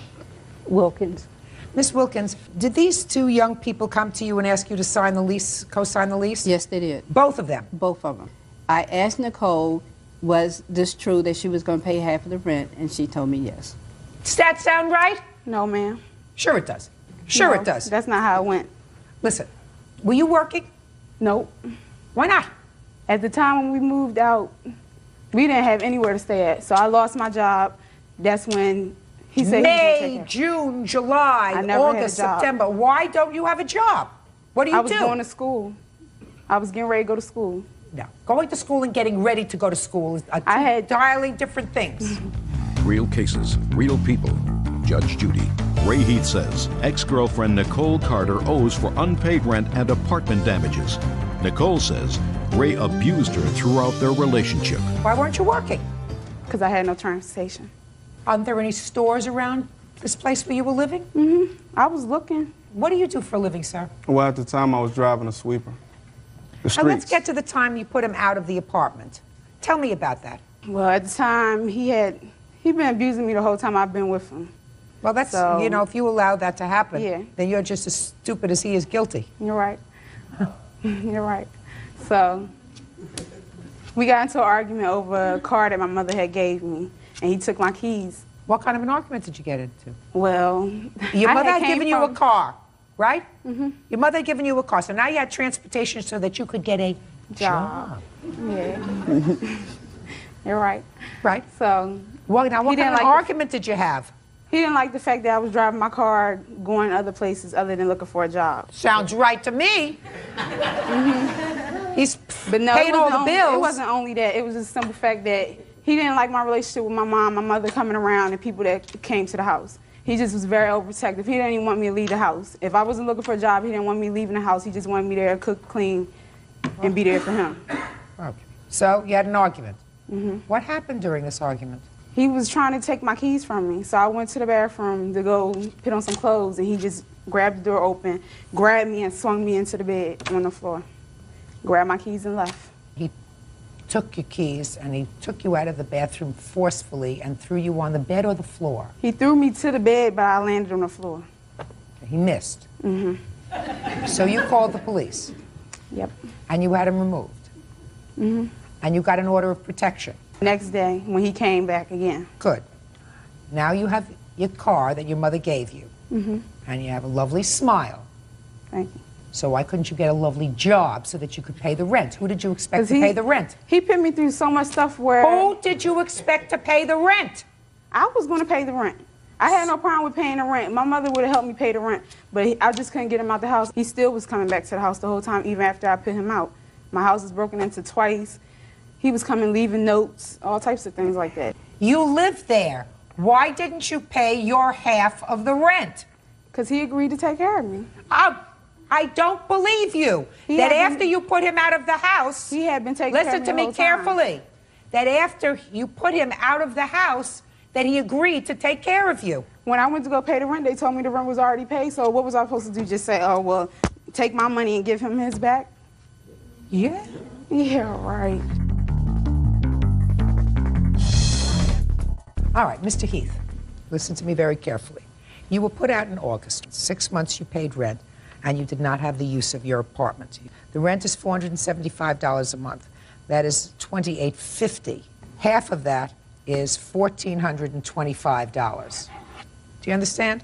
You have to think more carefully about what you do, but she's certainly responsible for that. The other 3 months that she lived there with you and you didn't collect her half of the rent, chalk up to your own stupidity. I mean, she's got a great smile and everything else, but you have to separate here from the other parts of your anatomy. In any event, now let's get to your counterclaim. You had to change the locks 3 times because he kept coming back inside? Twice, yeah. That's he the was interest. not, it wasn't even that he kept coming in, he had broke in twice. He still had access to the house and I got the locks changed. He still was coming in there, leaving notes like turn the lights off and stuff like that. Ooh. He was coming to get his clothes, or he was living there. If I wasn't there, he was there. You mean he was sleeping there? Mm-hmm. Really? Mm-hmm. I would come there some nights and the bed would be messed up. But he wasn't there. But I was just scared. He wasn't there when I got there. Okay. You changed the locks, it made you feel safer? No. Oh, that's too bad. Because he was still calling, like, turn the lights off. Explain something to you. Go home and live with your mother. I did. Good, you should have done it sooner. You should have done it sooner. The only reason you did it was because you didn't have the sucker anymore to pay your way. Basically. Basically. That's absolutely right. As soon as the sucker stopped paying your way, then you move back with your mother. You're a That was taker. his agreement. Judgment for the plaintiff in the amount of $1,425, and you get zippo, nada, nothing on your counterclaim. Well, at least That's I all. had an apartment. Parties are excused. You may step out. Now, this is case number 88 on the calendar in the matter of Whiteacre versus Wells. Parties have been sworn in, Judge. You may be seated. Miss Whiteacre, was the defendant a boyfriend of yours who was living in your house? Yes, he was. How long did he live in your house? About 4 months. And you were living with your parents? Yes. And your claim is that he ran up some bills while he was living there. Correct. And in addition to the bills, you also have an IOU that he signed. Correct. The defendant says, he doesn't talk much about the bills in his answer, but he says he was forced to sign the IOU under duress. So first, let me take a look at the bills, then let me take a look at the IOU. You're going to tell me a little bit about why he came to live with you and what the bills were for, and then I'm going to hear all about the duress.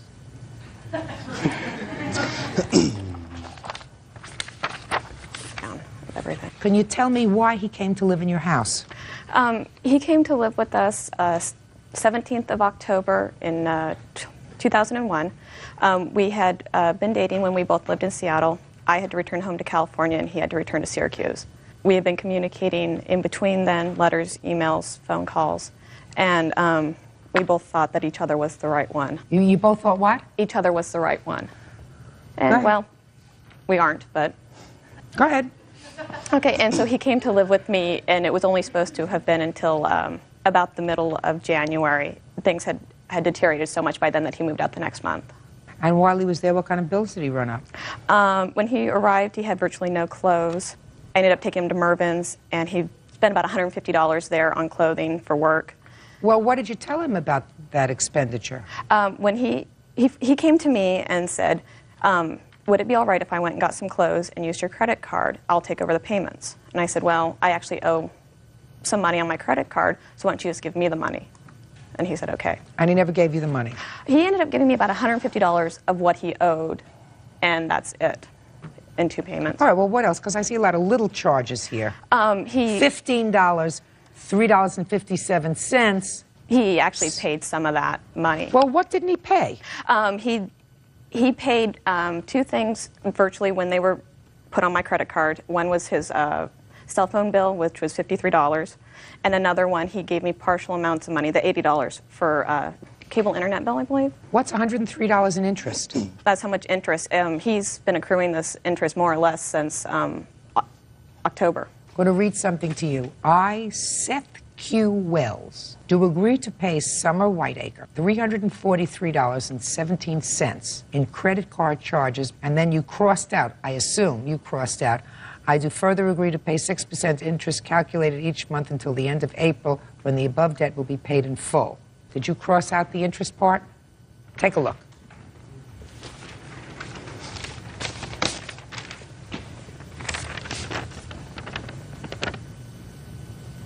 No, she crossed that out. I did Okay. not cross it out. That is your signature. Yes, it is. Then here we go, sir. It's your turn. Talk to me about this duress. Basically, she was in the process of taking me, she was moving the last of my stuff to my new apartment. And we had been discussing the relationship and the end of the relationship. And it basically got to the point where she was really upset and out of control. Like, literally, I was not... Explain to me out of control. Basically, she was crying, and yelling at me, saying that it was, you know, I needed to accept my part of the responsibility for the relationship, and her speed was increasing. And You were I in the was, car? Yes, I was in the passenger Yes. seat. And I literally did not feel safe under the situation. And she has actually been in the same mindset before, and I felt the same feeling of being unsafe with the way she was driving. He chooses to bring up. I'm sorry. And I mean, I couldn't. I did not feel. Will you get to the IOU, please? Yeah. Well, she handed it over to me, saying, "You have to sign this." And this is when she was. Where was it when she handed it to you? It was in her hand, and she handed it over to me. We were in Well, the car. she was driving. Yes. And she's crying. Yes. And she hands this over to you. She looked over and handed it to me. Right. Is that when you gave him this, in the car? Yes, it was in the car. Uh-huh. Go ahead. So you signed it while she was driving? Right. I basically felt that if I did not sign it, then it would have escalated, and I didn't know to what point. Okay, now you sign it. Yes. Did she calm down? Yes, she did. And were you still holding it? Yes, I was. Well, after I signed it, I did hand it back. And she took it back while she was... While she was driving. While she was driving? Mm-hmm. Correct. And hysterical? Yes. Does that sound right to you? Not really. I was upset. I wanted him to stand up and say, yes, I am responsible for these charges. He chooses to bring up relationship issues in I'm the not car. interested in relationship issues. I'm talking about fear. I don't see how he could have been afraid. He is quite a bit larger than I am. He doesn't have the car behind him. He could have overpowered me at any time. I wasn't afraid of you. No. I was afraid of the driving. Look, Mr.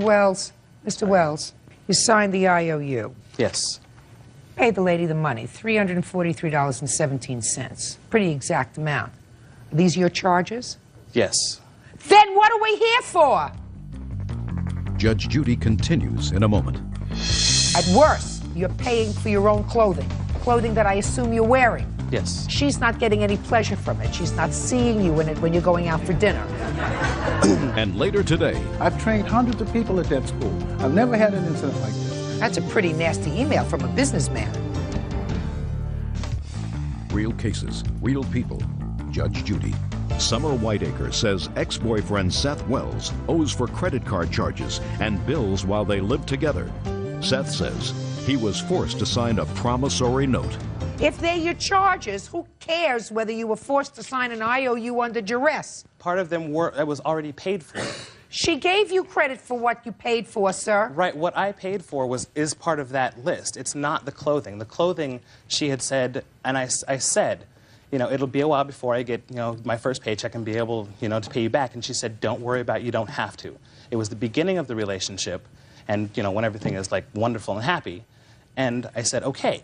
She said, you don't have to, don't worry about it. And I said, are you sure? And she said, yes. So you're saying to me these are your charges, but it was a gift? The clothing, yes, was a gift. Yes. The rest of it was not, which I did pay the $150. But there's more charges here than $150, sir. I'm not exactly sure how that's been. It's been increasing every time she talks to me, so I'm not sure what she's.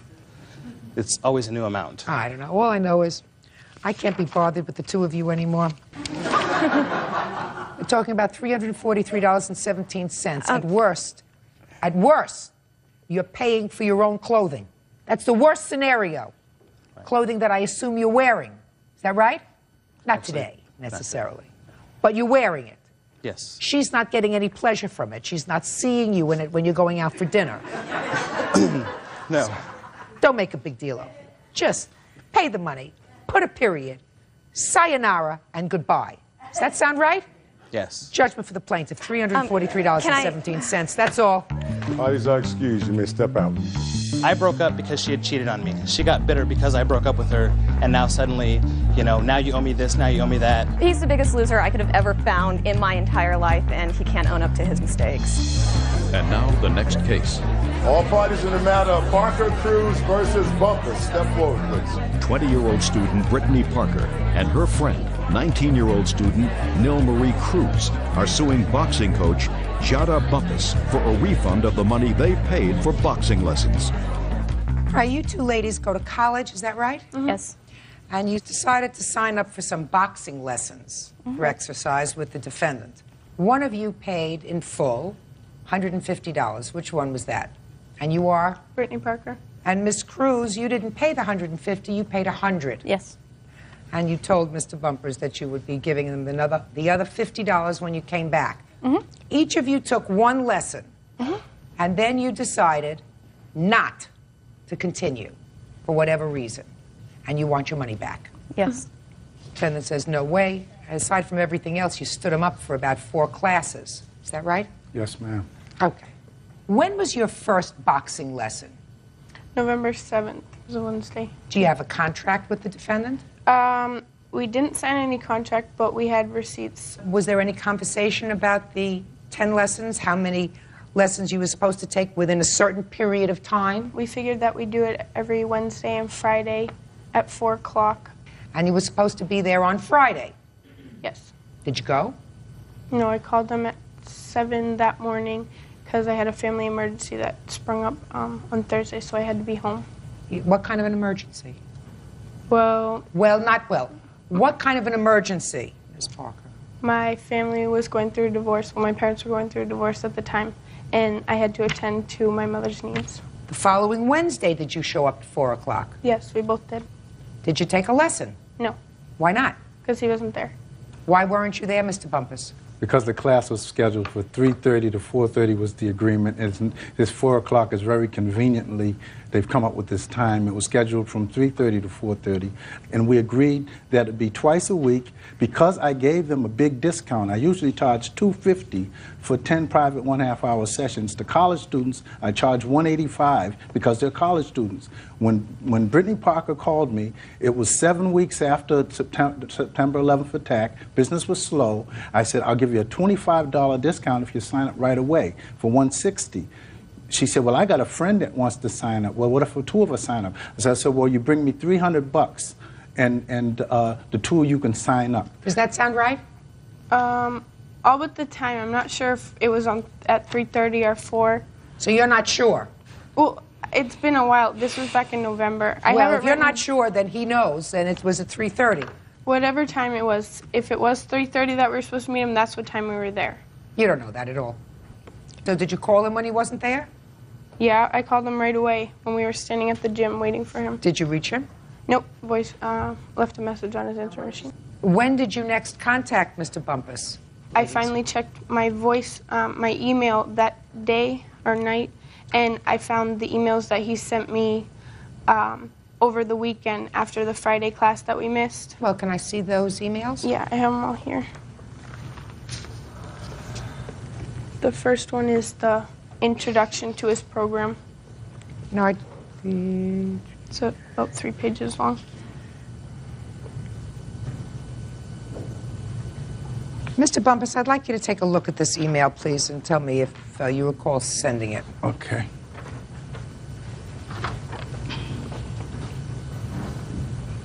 This may be. It looks. It was a message that you sent, sir. I have the other email Yeah, here. it looks like. Okay, so let me get the time frame correctly. Give me that back, please. Time frame is they come in and they start and they take one boxing lesson on Wednesday, November 7th. They were supposed to come back on the 9th for another lesson and didn't show up. Right. Right? You didn't show up.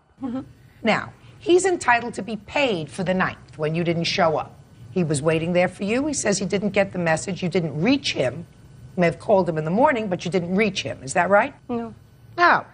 But then, come Wednesday, he says you're supposed to be there at 3:30, and he indicates that in the email. He'd like to see you between 3 and 3:30. But on Tuesday, sir, the day before, Tuesday, you've already sent this rather nasty email. Can I explain it? Well, you sent them. Can I you explain sure why? can, but let me tell you Okay, what go you ahead. said. You said in the email, the price of my classes is $185. You bargained me down on the premise that you would each give me $150.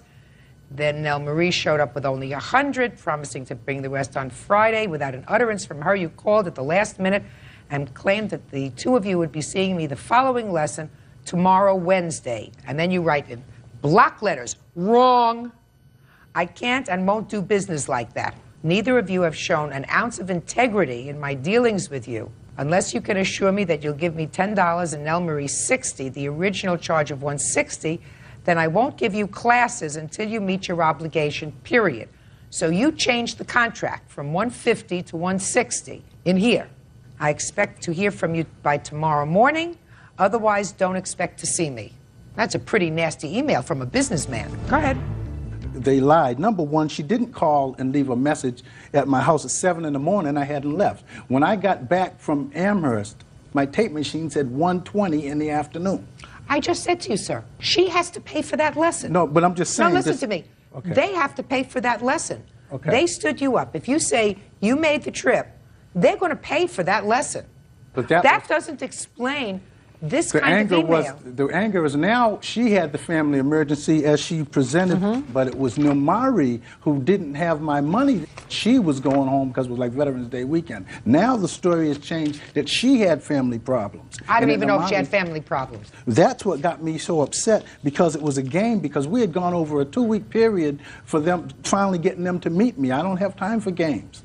I've trained hundreds of people at that school. I've never had an incident like this. I can't believe that, sir, when you deal with college students, that you haven't had an incident like this. Not like this. I haven't, I'm telling you. This is not bizarre. It's two college girls. One decided to go home for Veterans Day weekend. The other one didn't have the other $50. You, however, Mr. Bumpus, and I'm not excusing that, they were a little irresponsible, and they didn't, you know, they didn't respect your time. But I took away the anger in a future conversation. I don't care whether you took it away or not. This said, now I'm changing the contract. It's not 150 anymore. Now it's 160.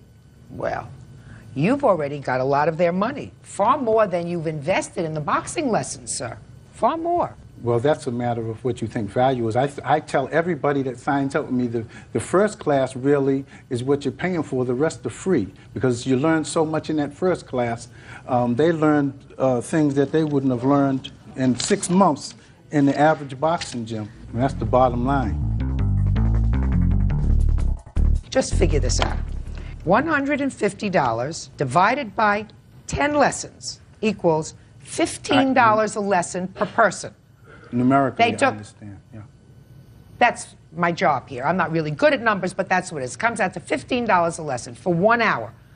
Miss Parker paid you $150. She took one lesson. She missed another lesson that she had scheduled, and I don't find there's any valid reason, because I think that this is all a lot of baloney, this other reason that you gave me, which means that Mr. Bumpus owes you, if you canceled, $120. And the reason I say that is Mr. Bumpus, in his email to you, changed the contract from 150 to 160, and he can't unilaterally do that.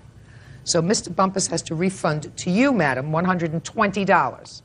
And he has to refund to Miss Cruz, who only paid $100, and who also, for no valid reason, skipped a class when he was there waiting for you. He's entitled to be paid for his time. He's got other things to do with his time.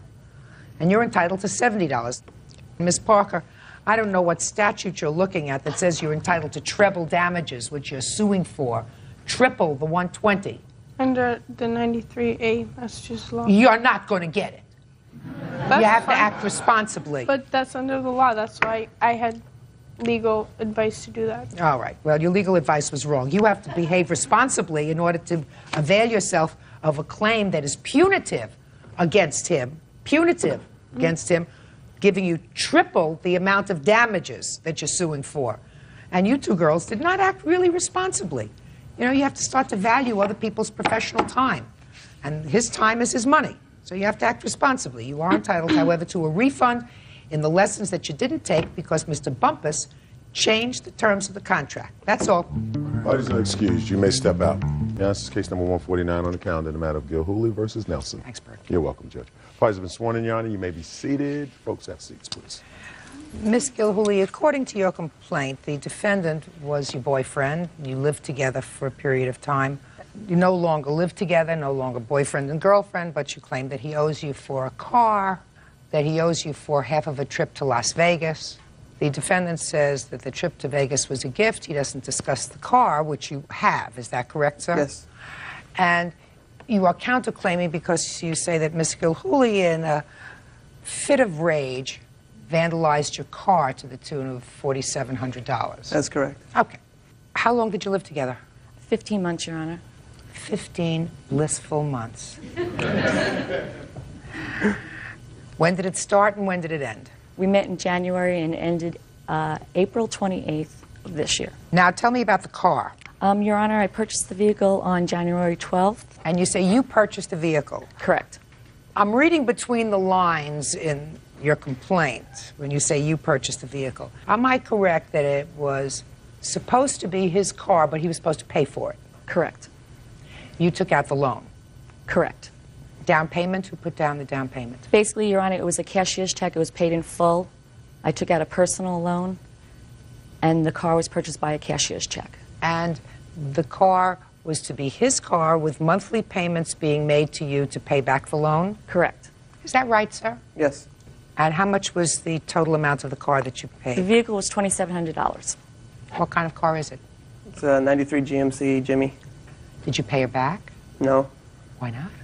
Well, I was paying the payments until August 20th when we broke up. She said you broke up in April. Well, April 28th is when we broke up. Until then, I made payments all the way until April. Last payment I made was April 10th. Then April 28th, when the vandalism was done to the vehicle, I had to get the vehicle fixed eventually. I see. So the vehicle that she vandalized was this vehicle? Yes.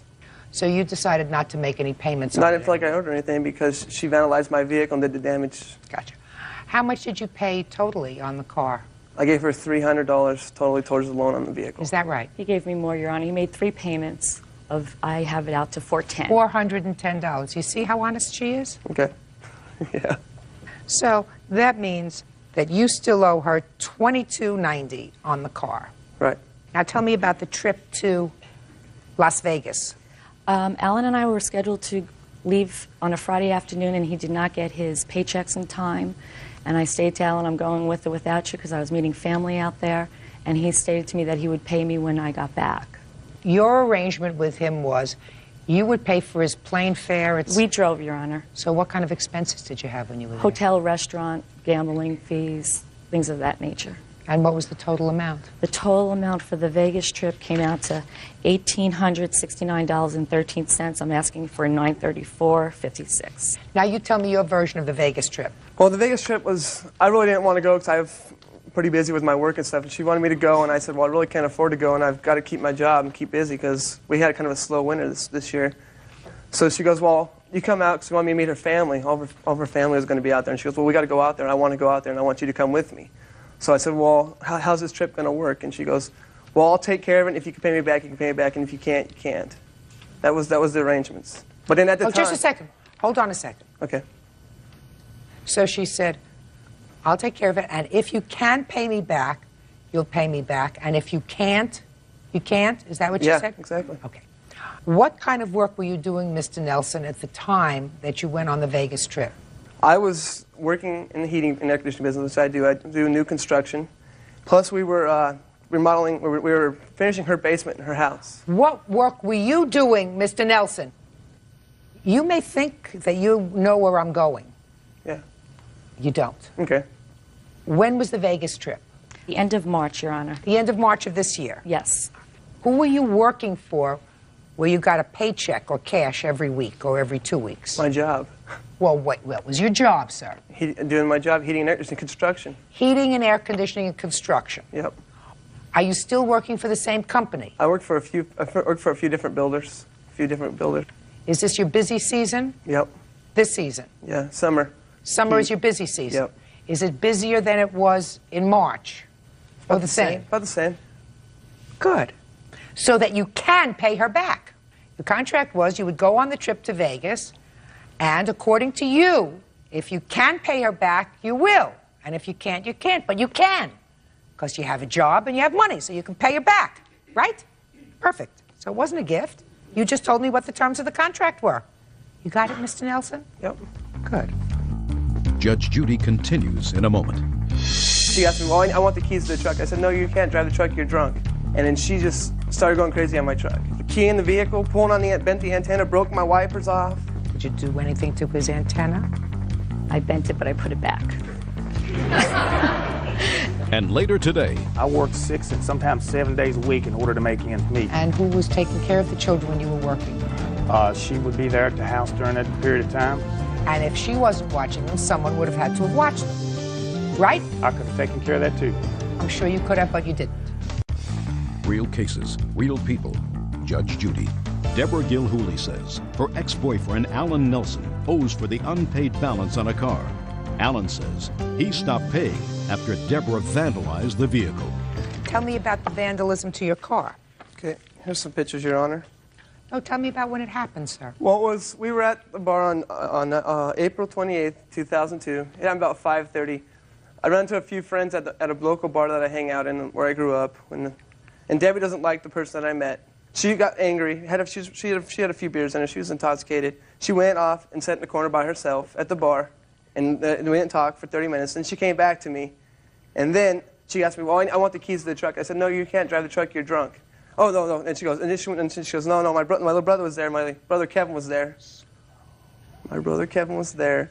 And he offered to give her a ride home. So then they walked out.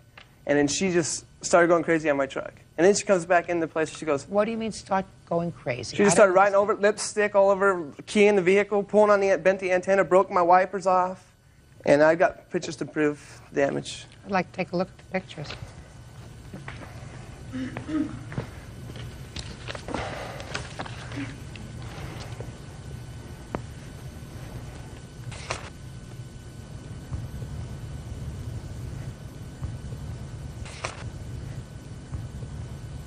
Did you damage his truck?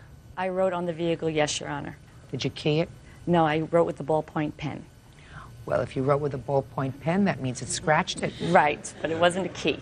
Sorry. Keyed, wrote with a ballpoint pen. Well, you can't do that. I understand that. Did you do anything to his antenna? I bent it, but I put it back. I'm sorry. So what does your car need? A new paint job? Yeah, I have an estimate here for you, too. The estimate better be a real cheap estimate, sir. Oh, I got more damage. There's still more pictures.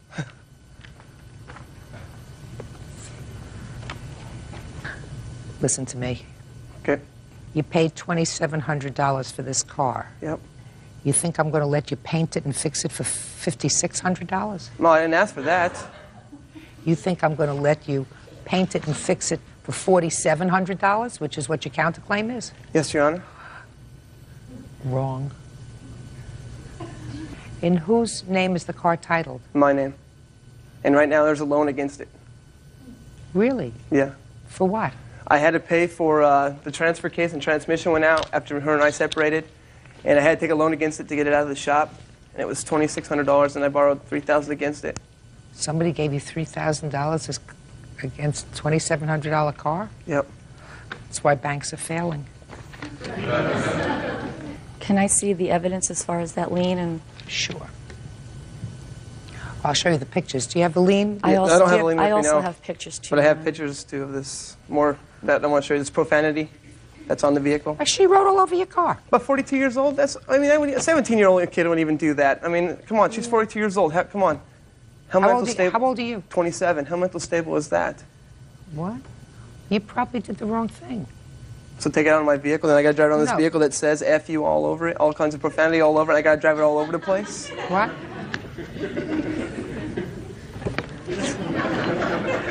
It's a car that you don't have to drive anywhere. You didn't pay for it. But I did do work for her in her house. I did remodel. I did do the basement. Were you living in the house? Yes, I was. How much rent were you paying? I was paying whatever I could afford to pay her. But then Listen to me. That's not an answer. Okay. So you worked off your rent? $10,000 worth? Yeah, well, you know, some people are more expensive than others. Ms. Gilhooly, you see, your problem is that he owes you $22.90 for the car. Correct. He could probably get the car painted and buffed out or whatever, so it would look reasonable. At least he wouldn't walk around looking like a large profanity sign, you know, for $500-600. Or maybe he did. Did you have it painted, by the way? No, I have not done it yet. So you're driving around with a car that is really terrible looking. Your Honor, he buffed out the word liar. I have pictures of that too. He what? He buffed out the word liar. You got that out of the vehicle. Well, you know, when you have a temper tantrum, you got to pay for your temper tantrum. I understand. And your temper tantrum's got to cost you some money. So I'm issuing a judgment for the plaintiff in the amount of $2,624. I have deducted the $600 so that Mr. Nelson can get his car painted. Yes, Your Honor. Modestly painted. And I suggest that you both go, be happy. You have had no contact since April? A little bit, not much. What do you mean a little bit, not much? We're trying to set up appointments to meet, but it's over. My life's been on. My life's went on. I've got a kid on the way, so. Got a kid on the way? Yes. When? It's due February. Oh, when did you get married? I am not married. Wunderbar. Thank you. Thank you. Your Honor. You may step out. And I helped the investor make her house go up and her value of her house go up and everything, about $30,000, and then I still got paid paying $2,600 some odd dollars. I don't think that's fair. I would have liked to seen the vehicle back, but oh well. She's psycho. She has mental problems. He's a basic idiot. And now the next case. All parties in the matter of Toller versus Falk. Step forward, please. Homemaker Renee Toller is suing her ex-boyfriend, service technician Bobby Falk, for an unpaid loan. Bobby says the purpose of the loan was to get Renee out of debt. Miss Toller, the defendant is your former boyfriend. Yes, ma'am. Did you live together? Yes, ma'am, we did. From when to when? I think I moved in with him last year, around June. We planned to have a baby together. I got pregnant 2 months later after I went off the pill. He got a summons to court to go. You're getting way ahead of yourself. I asked you a question. When did you move in together? You said June. June. June of 2001? Yes, ma'am. And when did you move out? I moved all my belongings out the morning of April 13th. It is your claim that during the time that you lived together, you took out a personal loan so that Mr. Falk could pay some back child support? Yes, ma'am. Actually, my ex-mother-in-law took out the loan for us. Your ex-mother-in-law? Yes, ma'am. My children's paternal grandmother. How many children do you have? I have 2. And when is this baby expected? In 22 days. Real cases, real people. Judge Judy. Renee Toller says the father of her unborn child, Bobby Falk, owes for a loan.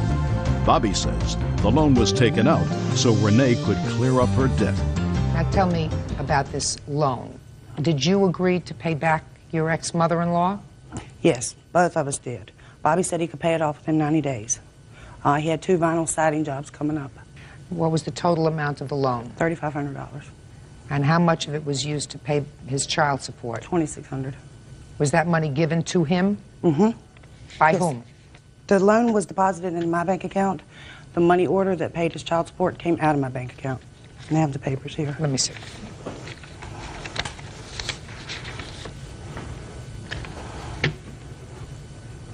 Are you paying back the loan? Yes, ma'am. Actually, while we lived together, we both paid it back. When I moved out, I called Bobby to ask for help to pay on the payments. Okay, just 1 second. So while you were living together, you were both paying? We both paid it, uh-huh. It's not your allegation that he owes $2,600 No, it's $2,248.93. That's the remainder of the loan. And how did you arrive at that figure? That was the remainder of the loan. Well, it was the remainder of what loan? The $3,500 loan that you took out? $3,500. Well, but you only gave him $2,600 to pay child support. Mm-hmm. Where did the other money go to? I'm not sure exactly what we did with it. We may have made a house payment with the other $900. Well, I don't know either, but that's... I don't either. Well, if you paid back... Together, we paid back the other $900 already. I understand that. Mm-hmm. But if some of that money was not used for his child support, he's not responsible for that other money. So far, is that correct, sir, that you paid back $900? I think so, yes, ma'am. Were you working?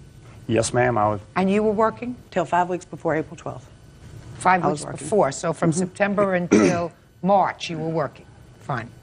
Did she pay money to your child support? I think there was some money paid, yes, ma'am. Do you know how much? Not right offhand, ma'am. Does $2,600 sound right? That could be. Oh, there you go. However, I was the only sole breadwinner of the family there for quite a period of time. The period of time that she says she was working is not correct. She did not work the entire time she said that she worked. Well, when did she work, sir? Well, on a weekly basis, you meant 2 to maybe 3 days a week. But you were living together as a family? Yes, ma'am. I'm not going to go into 2 or 3 days a week and you were working 5 days a week. Paid back as a family $900 towards this loan. However, there is a substantial portion of it, or at least a big piece of it, that was not used for your child support, which is what she's suing for, $2,600. According to my calculations, if you acknowledge that this loan was taken out, at least 2/3 of it was taken out for your child support. You originally owed $2,600, and I'm giving you credit for $600, which is 2/3 of the $900 that was paid for, which comes out to $2,000. Now, you want to explain to me, sir, why you don't owe $2,000? Yes, ma'am. Like I said, from the beginning of the time that she moved in with me, we were both working on the same job for construction. She had problems with being out in the sun, out in the heat, so she very seldom was able to work on that job. Soon after, she got a job inside of an apartment complex in an office. During that period of time, I worked 6 and sometimes 7 days a week in order to make ends meet. You keep in mind, I have 2 children, she had her 2 children, and the both of us was in my house, which meant that I was the sole breadwinner, more or less, for the entire group. Were your children living with you? For the biggest part of the time, yes, ma'am. At that point in time, they were. How old are they? I have a son that's 8 and a daughter that's 13. And who was taking care of the children when you were working? She would be there at the house during that period of time. Yes, ma'am, while she was asleep, what have you. Whatever. So who was watching my kids? Whatever. You weren't there. Someone was watching them. Somebody had to work. And if she wasn't watching them, someone would have had to have watched them. Right? I could have taken care of that, too. I'm sure you could have, but you didn't. Keep going. I'm still waiting for a reason why you don't owe $2,000 on this loan. Well, I feel that if things was to be fair, then we could look at as to what, money was spent as far as paying everybody's bills, my bills, her bills, and taking care of everybody else that was in the household at the same time. Why should she be responsible for paying your back child support?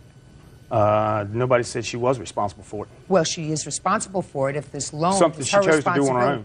What? That would be something she chose to do on her own. I never signed the first piece of paper for that note. No, but you agreed to pay it back. Did you get a notice from Child Support Enforcement that you owe this money? Yes, ma'am, I did. And did the notice from Child Support Enforcement indicate that unless you came up with this money, they had several alternatives? One was your arrest, one was taking away your driver's license, and they gave you the whole menu of possibilities? Yes, that happened, right? Yes, ma'am. Of course it did. So you had to come up with the money, yes, right? ma'am. Judgment for the plaintiff in the amount of $2,000. That's all. Parties are excused. You may step out. Beyond this case number 155 on the calendar in the matter of Eckert, Procopio versus Marcus. Parties have been sworn in, Judge. You may be seated. Ma'am, have a seat, please. You are Miss Eckert? Yes. Miss Eckert, it is your claim that the defendant owes you for some rent, some other bills from taking money out of your ATM account, and Mr. Procopio? That's correct. It's your claim that Mr. Marcus assaulted you. You want to be compensated. Tell me, how do you know him, Miss Eckert, and when you moved in together, and what was the rent arrangement? I met him last July, and we just became friends, and he had a 5-year-old son, and I had a 6-year-old son, and he was living in a 2-bedroom apartment, and I was living in a 3-bedroom house, and we both couldn't afford the places that we lived in, so we decided we move in together, just as roommates, and he can take care of my son while I go to work, just take him to school in the morning, and then the rent would be $300, and if he doesn't do that, then the rent would be $400. How much was the total rent? $850. And how many people were living in the house? It was just me and my son at the time. When did he move in? In the middle of September. No, that's not true. I'll get you in a minute. When was he supposed to start to pay rent? In October? Yeah. Did he pay October's rent? No. When did he move out? Middle of May. That's not true either. From October until May, did he pay rent? No. Never? No. So why did you let him stay? Because he always said he's getting a job. Every month I ask him, are you going to come up with some money? He was supposed to get food stamps too, from the welfare. And every month he came up with a new story. One time he said he's going to sell his motorcycle, and I didn't want him to do that. And then he had a job at one time. Yeah. For a day, and then he lost that job. Not true. Do you think I'm going to give you a chance, sir? Yeah, I'm sure you will. Then I want you to try to contain yourself. So he didn't pay you any money from October until May? No. So let's deal with the rent first. Now, Mr. Marcus, look who's having a turn. When did you move in according to your calendar, sir? It was the middle of October. Okay. Actually, almost towards the end of October, when I come back from Mexico. So according to you, you should have started to pay rent First of November. Thank you for anticipating. Did you pay rent? No, not at the first. No, I didn't. Why not? Well, because I didn't have the money at that time. What were you doing in Mexico? I was helping a friend move his family down there. Explain that to me. It was just another friend of mine who needed assistance driving his family to Mexico. He asked me to help him. You're making me very nervous, sir. Could you speak without moving so much? Well, he asked me to help him move his family to Mexico. I did so. I was down there for a month. So you weren't working at the time? No. So, and you were free? I was taking care of my son. He was under medical conditions, so... What kind of medical condition? He was mauled by dogs, so he needed intensive care 24/7. How old is he? He is now 6. At the time, he was 5. So you took your son, who needed full-time medical care, down to Mexico No, for I a didn't. month. I left him with his grandmother. The name of the friend who you helped move to Mexico? Mario. Mario. Yeah, Mario. That's all I know. Mr. Marcus, you see anything written here, sir? No, ma'am. Dumb, stupid. No, I'm not saying that. Do you think that I think that you were going down to move somebody whose name you don't even know, and you stayed with them for a month and you don't know their last name? No, I don't. Actually, I couldn't even pronounce it if I did. All right, Mr. Marcus. So November, you didn't pay any rent. What about December? Yes, I did give her some money. I did give her some cash. Good. How much did you give her, sir? I believe it was $150. And in January? I think it was another $100, $150. February? Not believe February, no. March? No, that's when we started getting eviction notices, so she didn't pay either. It was pretty much everybody disbanded the house and off we went. April? No, nobody was there in April. When did you move out? March. So according to you, sir, for the entire time you were there, you gave her a total of $250. Well... That's what you just told me? Well, partial, yes. That's what you just told me? Yes, I understand that. Partial. That's what you just told me? That's cash, yes. I bought all the food for the house. Food? Yes, food. Well, she then proceeded to move Sal in. I'm not there yet. Miss Eckert, okay. I want you to tell me about this ATM card. I've read your papers, and I don't think that you can prove it to me, but I'll listen to you anyway because I'm always trying to be fair. Well, I got my paycheck and I deposited, and my bank account was way overdrawn. And I was like, there's something wrong. So I got a statement from the bank, a printout, and I noticed that there was some stuff on there that was charged on my debit card that wasn't made by me. And there was a 1-800 number next to it. So I called it, and I got to find out it was a... She gave me the credit card. Oh. Go. It was a porn website. That's not what it was. Yes. That's what the guy said on the phone. That's not what it was. Oh, okay. What makes you think it was Mr. Marcus who used your debit card? Because the guy on the phone asked me what my email address is, and I said, I don't have an email address. He asked me if I got a computer in my house, That's and not true. I said... She did. I want you to be quiet until I look in your direction. And he asked me if I know somebody by the name of Michael Marcus, and I said, yes, that's my roommate. And he said, that's the person who got the charge that on my debit. And what was the charge? You want to take a look at this? Sure. And because of that, my bank account got totally overdrawn, so I got all those overdraft charges on there, too. Just tell me how much it was. But all combined with the overdraft charges, about $200. Forget the overdraft charges, just what you allege he charged. About $100. Now we're ready to go to you, sir. Now I want you to tell me about this assault. When did it take place? 12th of April. Do you have a police report? No, I did not call the police. I was going to pretty much let the whole issue go until my wife and him were going to go to court. Mr. Marcus, do you think you're helping yourself, sir? No, ma'am. I just want the truth. Well, then wait your turn, and how are you related to him? Can I speak? No! I asked you a question. I said, how are you related to him? I'm a witness. How are you related to him? We have a child together. My condolences. Judge Judy continues in a moment. Your actions today, being a wise guy and a smart mouth. But I'm not. But you are. But you haven't even heard my side of this whole assault thing. But you're not paying attention to me. I am. You're as dumb and as thick as this wood. And later today, he calls me and said he's in jail. To bail him out of jail. That's not true, Your Honor. I said, Mr. Reyes, could you wait until I look at you and ask you questions, please? Oh, look at me. Could you do that? Yes, ma'am. Real cases, real people. Judge Judy. Heidi Eckert and her estranged husband, Salvatore Procopio, are suing former housemate Michael Marcus for unpaid rent. Salvatore claims soon after filing the case, Michael beat him up. Now, 12th of April. Correct. After the eviction notice came, we were supposed to be out the 1st of the month. Heidi, First of what? April, I believe. 1st of April. Yeah. Why were you being evicted? Due to unpaid rent. When was the last time you paid rent? I never paid any rent. When was the last time you paid rent? In February. In February? As far as the credit card is concerned. Not talking about the credit card. Oh, well, it was handed to me. She knew all about it. I'm not talking about the credit card now. Well, we need to address it. If I need to address it, I'll address it. Now, get back to the date of the assault. Mr. Marcus came into the kitchen first thing in the morning and was upset about the whole lawsuit. Heidi had already, processed a claim to sue him in small claims. He was adamant that I was the one that put her up to it. And when did you move into the house, sir? Middle of November. November. I mean, probably within the first 30 days of Mr. Marcus moving in. So you moved in after Mr. Marcus moved in? I lived there prior. I moved out. You moved in after Mr. Yes. Marcus moved in? Yes. After her arrangement with Mr. Marcus? Correct. Did you pay rent? No. Why not? I was unemployed at the time. That's not his problem. Yeah, I stayed in the room with my estranged wife. I slept on a couch sometimes. At any time, did either you or Miss Eckert receive public assistance? No. Not me.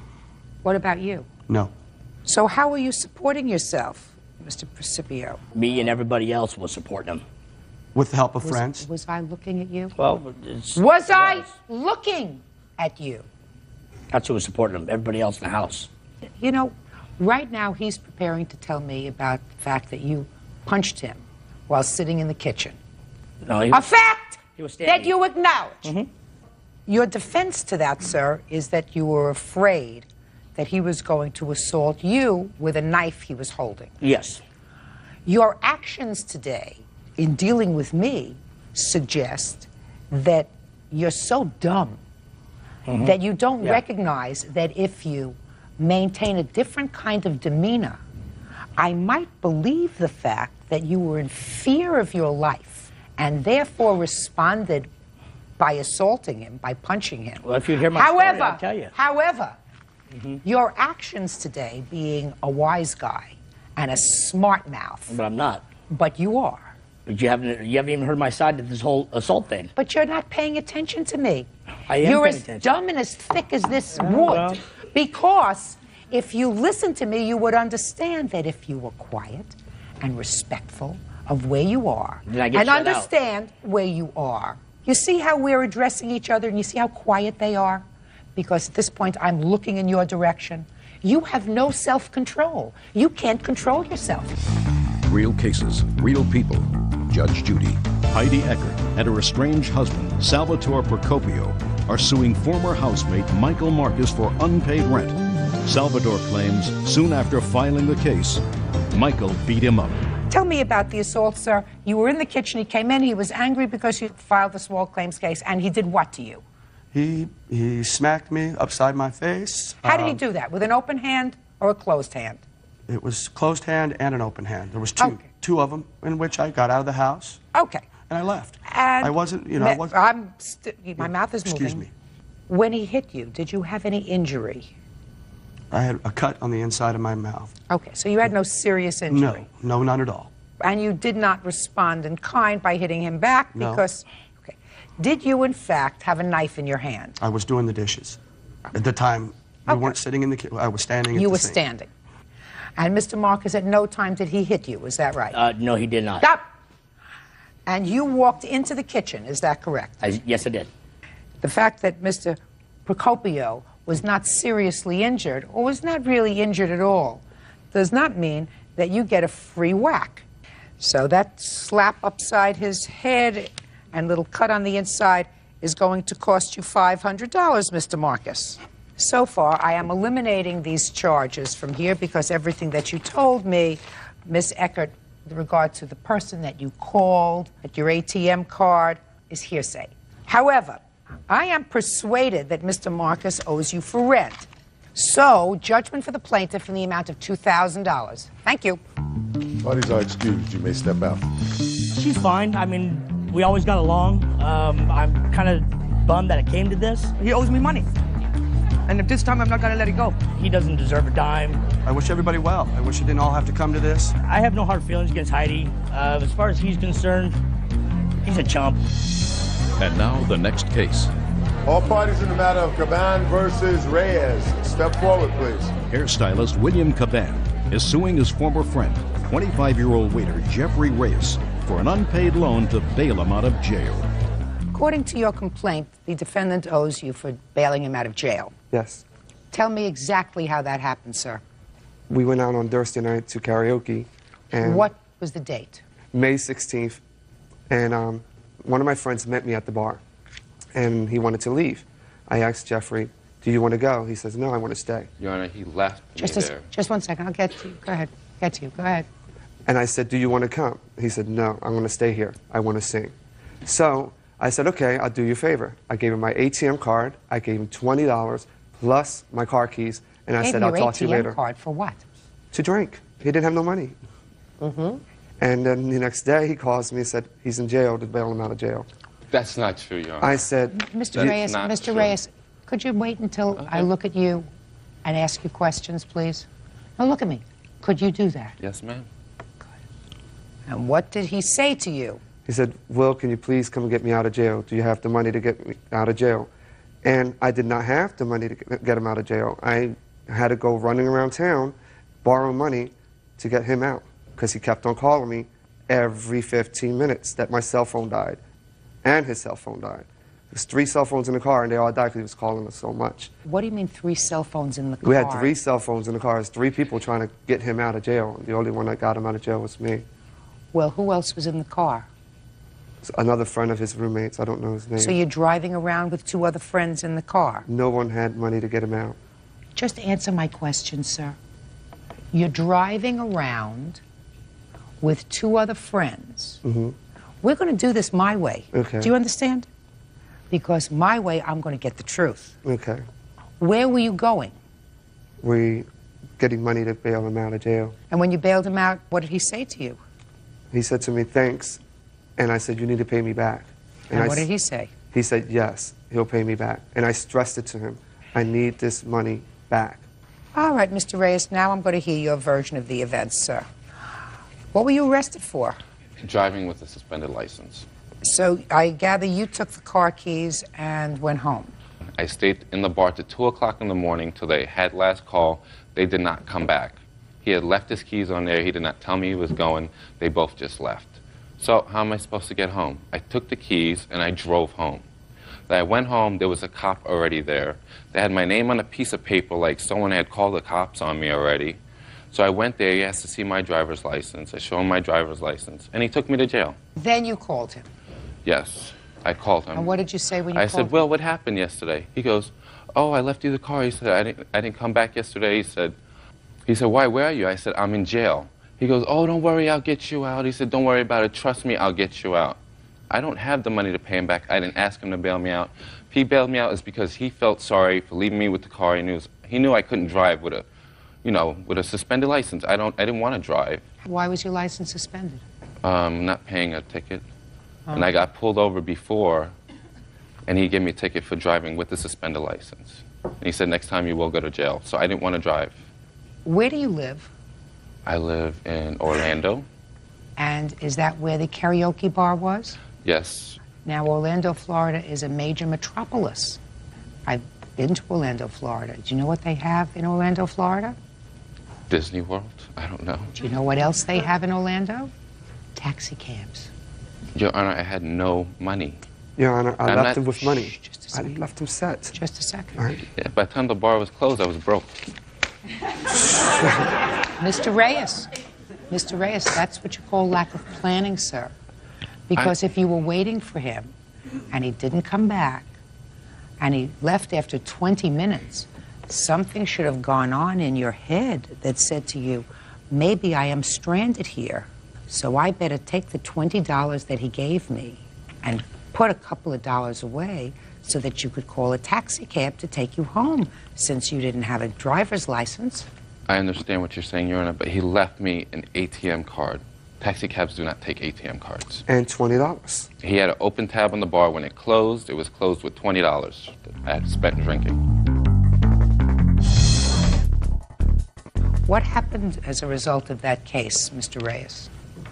They gave me day served. And a fine? Yes. How much was the fine? The fine was $500. Did you pay the $500?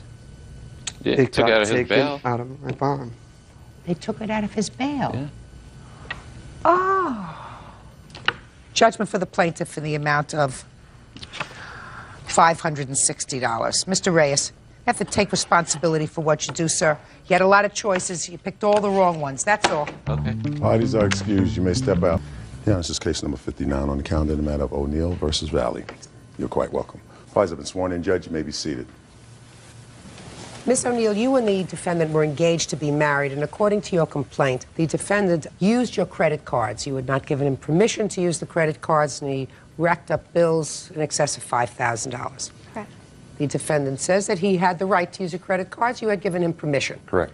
You have a counterclaim, sir, that it's a whole potpourri of stuff. You claim that you put a lot of money in a truck that she kept and some other stuff, which you will explain to me later. Miss O'Neill, when were you and the defendant living together? He moved in late September. And tell me about the credit cards. The credit cards are in my name and my name only. The credit cards had a zero balance, and I took the defendant once to go shopping for his children for Christmas presents. I was aware of that, and I'm not disputing those charges. And we also had put a down payment on my ring on that same credit card. He said it was his responsibility, and so when the statement came, he would make the payment directly to the credit card company. He'd give the envelope to me sealed, and I would mail it from my place of business, and so on and so forth. He took the bill sealed? He took the bill, he sealed and I'm assuming opened it to pay it, but I never. But you never opened the bills? I didn't see the bill because, again, it was his responsibility because it was presents for his children and, again, for the deposit on the ring. I didn't see the statement because I had nothing on there at that time. And, Your Honor, I really do feel like this matter was something that was brought forth premeditated. I think that he... Okay, so let's get to the story and then we'll discuss whether it was premeditated or not. Okay. I had the credit cards put safely in my bedroom because I was not going to be... Well, so far you had one credit card that he used. What about the, you said right. Now you had There's another a second card that had gotten mailed to me that I did not use anything for. We took one trip to Tahoe that we did use, and again, I'm not disputing those charges. We charged about $150 that weekend. So what had happened was I placed the Visa in the headboard of the bed, and then when the MasterCard came, I also put it with that as well.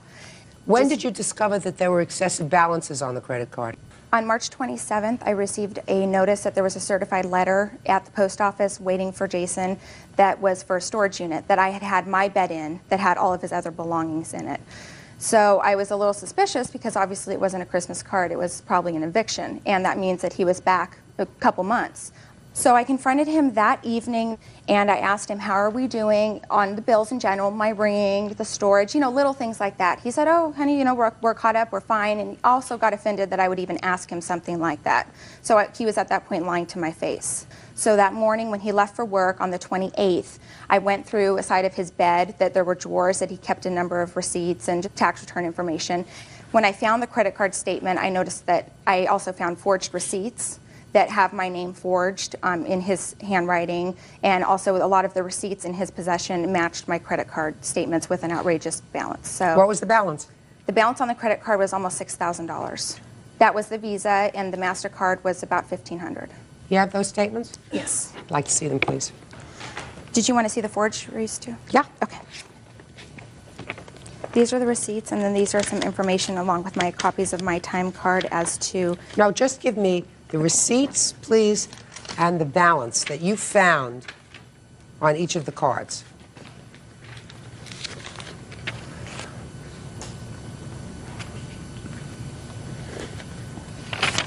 Am I correct that there was some cash withdrawals as well? Correct. And I've never made a cash withdrawal, and I don't know how he got the PIN, but my name's Aaron, and he had commented once before that he had called for insurance purposes on the truck, that he used my name, Aaron, and he thought it was kind of humorous that he could get information using my name. And so I'm assuming he might have used that method to obtain a PIN number because I don't know my PIN.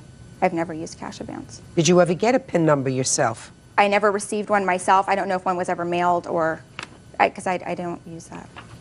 And Your Honor, on a lot of the forgeries too, he's misspelled my name, so. Okay, your turn. Okay. Your Honor, I have some proof here, some letters here showing that she did give me permission to use the credit cards. Mr. Valley, let's start from the beginning, sir. I want you to start with where you got the credit cards from, when you took them out and used them and signed her name. Your Honor, I used the credit that she gave me, the credit cards to hold in my wallet. There was nothing in, no coverage or nothing like that. She gave them to me when we go out at night and stuff like that. She didn't want to carry a purse, so she gave me her driver's license and her credit cards. Sometimes she'd have a little too much to drink or something like that. We're checking out, okay, and it's like, you know, we're signing away, and she'll say, just sign the credit card. I didn't think this was a problem. I had no idea. I always had the credit cards in my possession because when I first met her, she used to keep her credit cards in the freezer in a bowl of water, okay, yes. Because she had using the credit cards too much. She racked up bills and stuff like that. Yes. When I first moved in, you know, she says, okay, you know, pay a minimum rent, you know, here's my credit cards, you pay off your credit cards, okay, and she says, well, you know, I have a better interest rate that let's use my credit cards when we need them, as long as you pay me back. And I was making the payments, I was paying them back. There we go.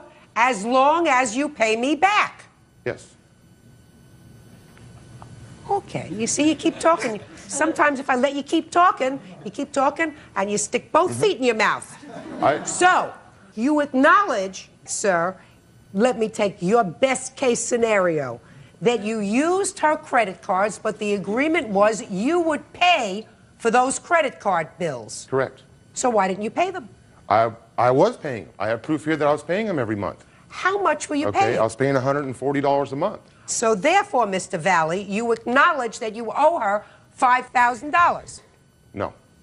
Well, explain that to me, sir. Because either you took the credit cards, pay attention to what you just said. Either you took the credit cards, as she says, without her permission, or you had her permission, but your agreement was that you would be paying a minimal rent and you would take care of all the charges on the credit cards. That's what you just told me a moment ago. So explain to me why you don't owe her $5,000. I was to take full responsibility what I put on the credit cards, Your Honor. That's not what you told me, sir. Well, that's. I mean, how does that work out? You order 2-egg roll, you pay for yours, and you don't pay for hers? No, Your Honor. You you put gas in the car, you split that down the middle. How does that work? Judge Judy continues in a moment. Chevy pickup, when we purchased it, it was bone stock. No, I purchased the truck. He has credit worse than a 2-year-old. And later today, I apologized and I told her I was late on the payment and that I would get to it. She... Talk. Did you make March's payment? No. Real cases, real people. Judge Judy. Aaron O'Neill says ex-fiancé Jason Valley forged her signature to make unauthorized credit card charges. Jason says he had permission. Go ahead. If you look on the credit card statements, it shows her charges, then my charges. Her charges, then my charges. I'm talking about your charges, which are in excess of $5,000, sir. Not her charges, the charges that you made, whether it be for gas or restaurants or anything else. Now, are you telling me now that your agreement was that you would split those charges 50-50? We never had that agreement, no. So your agreement was that you were supposed to pay the credit cards? For my charges, yes. Right. All right. So we just took care of that. Give a guy long enough and he always just gets right in there. All right, Mr. Valley, now let's get to your counterclaim, sir. Let's start with this truck that you say she owes you money for. Back in October, we purchased a 98 Chevy extended cab four-wheel drive together. Okay, my financing wasn't going to be the greatest. She said, let's put it in my name, we'll get a cheaper finance rate. The Chevy pickup, when we purchased it, it was bone stock. It was no add-ons, no nothing. I purchased lift kit, all kinds of accessories, and when we broke up, she came to my shop saying, I want the truck. I said, that's not a problem. I will take my stuff off, I will put your tires back on, do whatever has to be done. No, I want it now. I said, well, I'd like to have my property. And she says, no, take me to court. Yes. Okay. We purchased the truck? No. I purchased the truck. He has credit worse than a 2-year-old. I purchased the vehicle myself. Who's making the payments on the truck? He was making the payments on the truck, which I also show that he was also delinquent on the payments for the truck. So I had to pay $500 just to get current when all of this happened. Who's making payments on the truck now? He was. Oh, I am. Now? Oh, I am. Is the truck in your name? Yes, always has been. Did you ever make an arrangement with him that he would be reimbursed for any additions or any modifications that he put on the truck? No. All right. Now let's leave the truck for a minute. Did you enter some sort of a contest with him? Yes. All right. And that's the last part of your counterclaim, sir, that she owes you for half the prizes that were awarded to you as a couple from this dream wedding contest, which turned out to be not a dream wedding. Nightmare. So, tell me about that. We won gift certificates to different places like jewelry stores, and it was like $3,000 in gift certificates. Okay. You want to respond? Yes, Your Honor. The total for the gift certificates retail face value was $3,305. None of the gift certificates have been used. I have sold about half of them in retail value, and I have had $1,200 from those gift certificates, and I'm also showing that... Show it to him, as a matter of fact, first, before you give it to me. And I also have the original entry showing that it's all in my handwriting and my effort that was placed forth, and again, my effort to sell. But you won as a couple? Correct. All right, and you sold some of them, is that right? Right, and the ones I have remaining that I did not sell actually equal $50 greater value than the profit that I made on the ones I sold, and I'm more than welcome to hand them over to him now. Okay. Mr. Valley, you want the other half of the gift certificates? That's fine, Your Honor. Give them to him. Perfect. There's the photographer, $955. A caterer for $250, and then 2 vacations. One has a retail value of $475, and the other's unmarked, but I'm assuming is whatever. That's what he wants. He wants to sell it or he wants to use it. All right. Now I think that we have resolved this matter. Mr. Valley, you owe $5,000 for the charges that you put on her credit cards that, according to you, you were supposed to pay for. According to her, you stole. I take your word for the fact that you had a permission, but you agreed to pay for them, so you owe $5,000. The vacation packages and the photographer, you have half the value of the gift certificates. As far as the truck is concerned, I find that there was never an agreement that you would be reimbursed for anything that you put in the truck. The truck is in her name. She is currently paying for the truck, so for the truck you get nothing. Judgment for the plaintiff for the amount of $5,000. Thank you. Parties are excused. You may step out. He really thought he was sneaky and that he would get away with stealing forever. It's her word against mine. And now the next case. All parties in the matter of Ritchie versus Morales. Step forward, please. Salesperson Tammy Ritchie is suing her sister, nurse's assistant Tristine Morales, for the unpaid balance on a car loan. Tristine says Tammy repoed the vehicle, so she's not paying. Miss Ritchie, the defendant is your sister. Yes. According to what I read, your sister needed a car. She didn't have good enough credit, so you co-signed a car loan for her. Yes. When was that? January of 2001. What kind of car was purchased? The 2001 Toyota Echo. And what was the amount of the car loan? Just over $13,000. And I assume your arrangement with your sister was that she would make the car payments. Yes. And maintain the insurance on the car. According to your complaint, she didn't do that. You repossessed the car. You took the car back from her. And now you feel as if she should pay you at least $5,000, which is the maximum allowed in this court, because you're stuck with the car and the payments. Is that what this case is about? Yes. Okay. And your sister says she doesn't have the car, so she doesn't see why she should make the payments. What were the monthly payments on the car? $296. When did you repossess the car? April of 2001. She had not made any payments on it, so I had to. I had talked to her first. When was the first payment due? I believe in February. Did you make February's car payment of $296? No, I didn't. Why not? I was behind in bills, and you have no reason. The first payment that I was supposed to make, I was behind, and it was late, and I had told my sister I apologized that it was late, and that I would take care of it as soon as possible on my next paycheck. Did you finally pay that car payment? No. What about March? And No. I'll ask you for proof of all of these things. So in March, you didn't make No, car I didn't payment. have the car in March at all. You had the car in She had April. taken the car away from me. No, she took the car back in April. No, she took the car away twice. The first time was in March. Then she gave it back to you. She gave it back to me after I had went, and I apologized, and I told her I was late on the payment and that I would get to it, and she... Talk. Did you make March's payment? No. And then you took the car back in April. Yes, not only... Okay, now, you don't have to say anything else. Your sister's a deadbeat. I mean, what do you want? Real cases, real people. Judge Judy. Tammy Ritchie says her sister, Christine Morellas, owes for a car loan.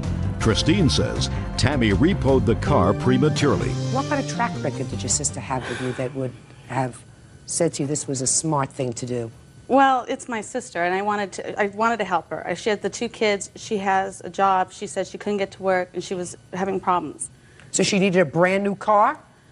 We wanted to get her a reliable car, something that she'd have the kids in, something that she can go to work in. How is she getting to work now? She bought a car. Really?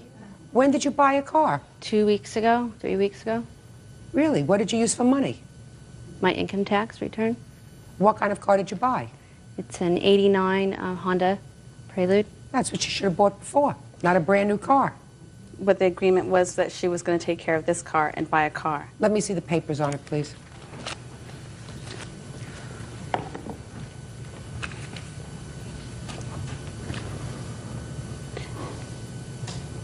Well, what do you expect your sister to do with your debt, madam? What do you expect her to do with your debt?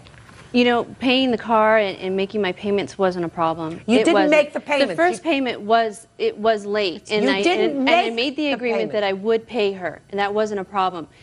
When we made the agreement the second time around, I was making my payments. You didn't make February and March's payment. I made 2 payments. What do you expect her to do with this car now? It wasn't a problem for me having the car. It wasn't. She took the car away from me the No, second it was a time. problem, madam. If you didn't make 2 months worth of car payments... I was making my payments on the second time around. I was. She took the car away from me again. Oh, you know, I mean, are you stupid or what? If you don't make a February car payment and you don't make March... I made 2 payments in April. Show me. She has all the receipts. Show me. How much she did has you all in the April? receipts. And what happened was, for the first 2 months, payments were not made. Of course. Okay, She so she didn't acknowledges have an that. insurance, and I put her on my insurance until she got her own. After I put her on my insurance, the insurance company told me she had like 6 points on her driver's license, which skyrocketed my insurance. I took her off my insurance and said, until you get your insurance back, until you get your own insurance, I'm not going to do this. I can't do it anymore.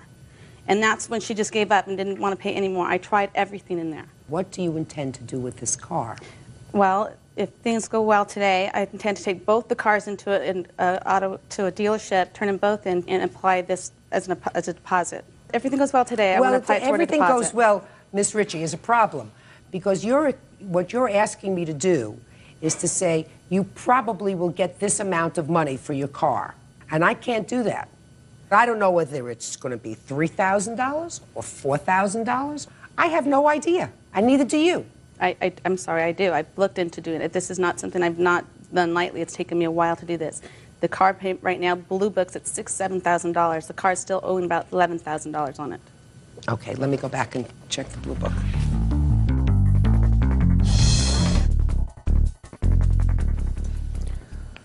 The old trusty Blue Book, $7,700 in fair condition. Good condition is $8,825. So let's say it's $8,000. Did your sister give you any money whatsoever towards the car? $300 total. Okay. Your Honor, on the Blue Book value, that's maybe Blue Book, but you can't trade it in for that value. Listen, I can do the following. I can make an award for you today of $440. If she gave you $300, she owed you $740. And then what you can do is you can go and sell the car, and then you can refile your lawsuit. What is your pleasure? I can't speculate. I will sell the car. Fine. Then today, without any prejudice, I'm awarding you $440. You can refile your lawsuit at such time as you sell the car. Okay. Perfect. Parties are excused. You may step out.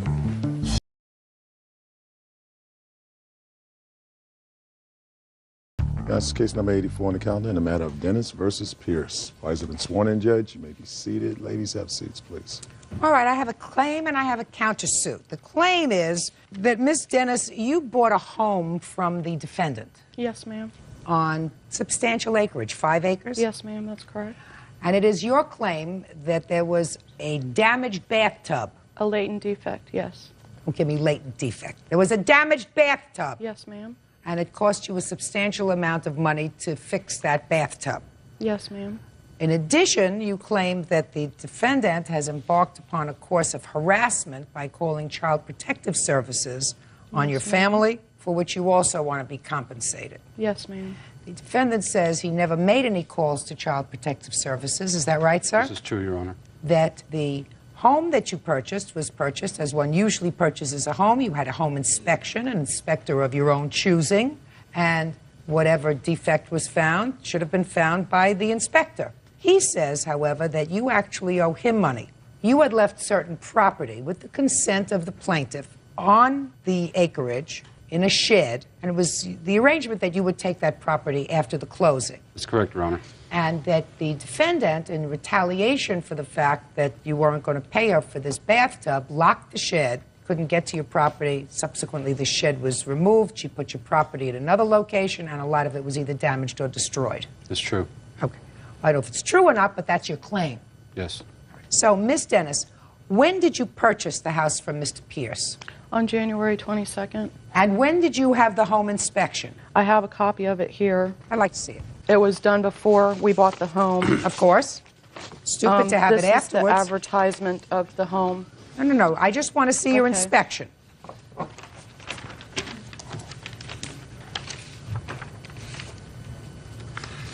Your Honor, it claims 2 full baths, and being how one of the tubs was damaged, it was only considered 1.5 baths. Is that what you're trying to tell me? That because the home was advertised 2 full baths and there was a crack in one of the bathtubs, he misrepresented the home to you? Yes, ma'am. Oh, you get a life. Bird, would you buy a house where the report of findings said, visible evidence of wood-destroying organisms observed, wood rot and subterranean termites, wood rot, subfloor, under bathrooms, says damaged, tub, shower, and walls, damage, deterioration, noted at tub, plastic tub, cracked right front corner. All right, let me hear your claim with regard to this bathtub, madam. The bathtub was cracked all the way in the middle of the tub. It was hidden with a decorative non-slip strip. Basically, my father-in-law, who is also my realtor, considered it, saw it. It was a latent defect. Wasn't a latent defect. You had an inspector. The inspector could not find it because it was covered up. The inspector shouldn't be an idiot. The inspector noted wood rot under the bathtub. Because of the water damage. Right. Hello? If there's wood rot under the bathtub, something must be leaking. My goodness, where is that leaking from? Let me take a look in the bathtub. They thought it was from termites, ma'am. Listen, that's not his fault. That's your inspector's fault. Sue your inspector, not him. I mean, I don't know anything about the mechanisms of a house. I know how to go in, turn on a light, turn on a faucet. That's what I know. Open a refrigerator, and occasionally, if rarely, turn on an oven. But I do know this, that when you buy a house, you have a complete inspection, and it's simplistic that if there's wood rot that he notes twice under a bathtub, then you go and you peel off whatever is there, the strips that you put in so that you don't slip and fall, you peel it off, and you say, that's where it's leaking from. It was covered up, ma'am. And the home inspector was not allowed to peel off the tape. Who said that? Because it was his home. It was his home. And the home Miss Dennis, you didn't look carefully enough, and stop blaming other people. Now, let's get to the next part of your complaint. The next part of your complaint has to do with harassment. Yes. Okay. Now, did this harassment start before or after you locked the shed where Mr. Pierce's property was located? We have an amendment signed by the contract at the closing that says that Mr. Pierce was not allowed to move his contents until the shed company came. The shed was not removed until a month later. The shed company also said that it was repossessed when it was picked up, which meant even though they would have kept his belongings. Can you answer my question? The word is either before or after. Before, during, and after. So tell me when you locked the shed. The 24th after I confronted him. 24th of what? January, 2 days later after the closing. Okay, 24th of January. When I confronted him about the cracked tub. And he said what to you? That tub's fine, my kids use it all the time. Okay. And I said, well, how come you didn't disclose it to the home inspector, the realtor, or anybody else about the cracked tub? You know, maybe we could have negotiated a different price. Maybe I could, you know, just make me aware of it. He did not make me aware of it. My daughter could not bathe for listen, days. what he said to you was, my kids use that tub all the time, which is probably true because there was so much water underneath that the wood rotted, and the tub was fine. But on the 24th, you confronted him, 2 days after you closed. When did you lock the shed? The 23rd. You locked the shed the 23rd after you discovered the crack. Before. Your Honor, if I may. Go ahead. When I went to go pick up my possessions, which was on the 24th of January, the shed wasn't still locked. They advised me that there was a problem and that I had to deal with my realtor and her realtor at the time, which is her father-in-law. Well, in that event, I said to her, well, I came to get my Jeep and my stuff. She said, no, you're not getting it. She was even going to hold my Jeep hostage. No, so I told her that I will not do this. If you want, we could resolve this with the deputies. She did give me my Jeep. I thought I would let this blow over. I had already scheduled to go up north on vacation. I already had a scheduled pickup for Cook. Cook, this doesn't come. You had a scheduled pickup for the shed and the contents to be picked up. What do you mean, this is a rented shed? It's a rented shed, yes it is. I had to make 3 different plans, 3 different arrangements to have the shed picked up. Finally, Cook Shed agreed to have this shed repoed, because then that would be a base of action for them to go on and retrieve that property. There was no other way of getting it. They withheld me from getting that shed. I was willing to get it that week of closing. You mean the week of the 24th? Yes, yes, ma'am. Your Honor, yes. If I may, we signed a leased contract stating that Cook's shed would pick up shed and contents, not Mr. Pierce would come and pick up contents. You were getting even. You were using the contents of the shed as leverage for the cracked bathtub. Ma'am. Miss Dennis, yes. I want you to listen. You know, that's a rather simplistic thing. He's got property on your property. Right. You come in, and 2 days later or the next day find out that there's a cracked bathtub, and you're angry. So you say, I'm not giving him his property back until we resolve the issue of this bathtub. You have to be honest with me, madam. Judge Judy continues in a moment. HRS came to my house, and my fiance committed suicide over this. And I have a baby that's 8 months old now that will never see his father. Real cases, real people. Judge Judy. Roseanne Dennis says Terry Pierce misrepresented the sale of his home by camouflaging a cracked bathtub. Terry says Roseanne is holding his belongings hostage. Go ahead. Ma'am, I was told to do that by my attorney. Just a minute. I don't care whether you were told to do it, but that was, listen to me, Miss Dennis, yes. That's the drill. Don't give him his property. Until I was able to serve him. Until you get satisfaction with regard to the bathtub. Now, what happened to his property? Ma'am, the thing of it is that I was told that basically he would not give his address to my realtor or his realtor or anybody else so we could find him so I could serve him court papers. I had to hire a private investigator to try and find out his address because he wouldn't disclose it to anybody. I wanted to do this the civil way. I didn't want him on my property. I was scared of Mr. Pierce. I had to buy a gun. My fiance, HRS came to my house, and my fiance committed suicide over this. And I have a baby that's 8 months old now that will never see his father. Your fiance did not commit suicide over this, Miss Dennis. We were harassed by HRS. Miss Dennis. We were harassed by HRS on the same day that the sheriff came to look for his property, and he was not there. HRS came. Miss Dennis. That was a coincidence. Miss Dennis. If you've deluded yourself into believing that your fiance committed suicide over this cracked tub and everything that came from it, you are doing nothing more than deluding yourself. It caused a lot of problems between us. It may have caused a lot of problems between you, problems that I'm certain existed before. Certainly the same bathtub happened to you. You did not commit suicide as a result of this cracked bathtub, and neither did your fiance. And neither did your fiance. My fiance did. He was scared that he was going to lose our baby. He didn't know anything about protective services. This was his first child. Listen to me carefully. Nobody took your child from you, correct? No. Nobody took the child out of the house, Miss Dennis. My fiance did not understand that, Your Honor. He thought protective services would continuously bug us. I got an HRS report here that says that the allegations were false. The call was made on the same day that the police came to look from his stuff. HRS said Terry Pierce. And basically, Mr. Pierce. Sorry, ma'am. Don't interrupt. Ma'am, if I could just submit that it was the same day that the sheriff came to look for his belongings and they were not on the property, that's the same day HRS was called. That's not proof that he called, madam. Your Honor, I don't know who else was. I We don't know just who else moved called there. either, but what I'm telling I you is just you moved bought a there. house. I didn't know anybody else in that county. This is a stressful time for you. You have a new baby. Baby's father is no longer there to assist you. You made a mistake when you purchased this house by not reading this inspection very carefully. Any person purchasing a house, bells would have gone off and said, listen, if there's rot, there has to be a reason. I want you to go back there. I'm not satisfied with the report. I want you to go back there and look at it. See what's causing that water to get into the wood underneath the bathtub. You didn't do that. The house is closed. Miss Dennis, speak not. But you had no right. You have no right to withhold his property. I mean, if a lawyer gave you that advice, don't give him his property until you get the bathtub resolved. No, That's the only wrong until I thing could to do. serve him. What kind of damage are you claiming, Mr. Pierce? Well, Your Honor, the contents that I had in the shed, which they allegedly said they never had, was damaged. It was destroyed. Well, I had a computer. I have a list. The stuff was damaged and destroyed, and a loss of wages from the tools that they withheld. They stole all my documentation from my income tax returns for the last 7 years, my investment portfolio papers. They took photographs of my wife, my children, and which we never had gotten.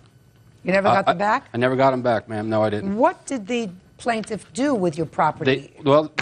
They lied about their identities to the sheriffs. Okay, that's why the sheriffs had to keep coming back to the house. They were getting no cooperation. They lied Just a about who second. they were. I asked you a question. I said, what did they do? The shed came and got taken away. When the shed came and was repossessed, was your stuff in the shed? No, it wasn't, because I was there that day. They came and picked up the stuff. What happened to the It property? wound up in a used store.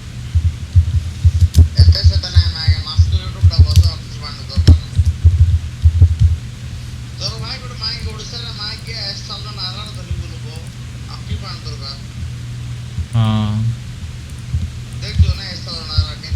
नहीं भाई देखना है कौन है BMW? अच्छा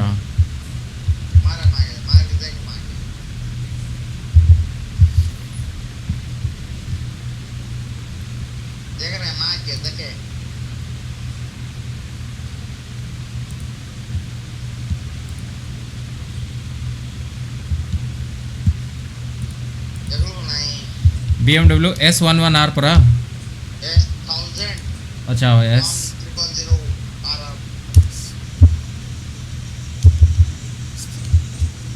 S1000 मागेड़ा bike केते लोकियोटा एटा पुढे लोकियो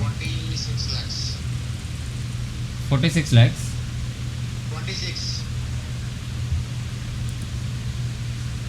ये गाड़ी में आज देखिएगा नहीं रहे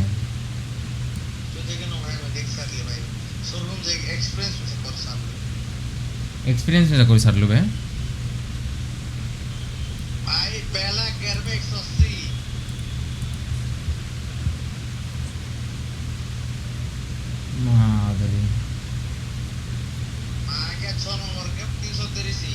एतकी चलाई अब रे 300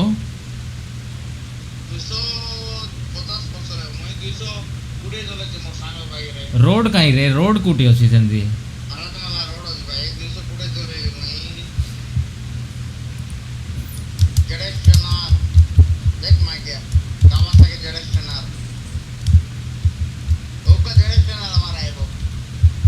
ZX10R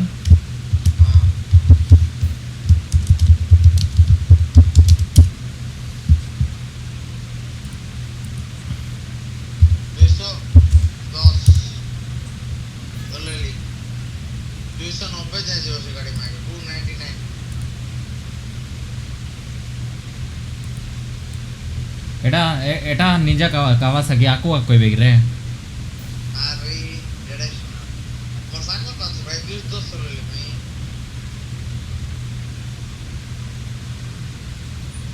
माँ ये गाड़ी रेट केन कौन अच्छी रेटी सेटा कुछ बोले गाड़ी रे माँ ये केंती है 21 लोग किणबू तो शौक तो पूरा हबो आगा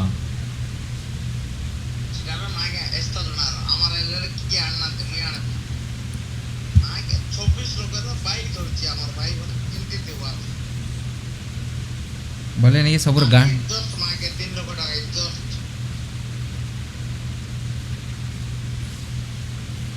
देख देख भाई अदर सामोर रहे सबू फ्लाइट सबू जिनस नहीं बाहर हमको बादबो मिसा नहीं यार हमें टेंशन मिसा होगो नहीं आमर कंपनी रो पैसा भारी जीव यूट्यूब रो पैसा भारी जीव बोले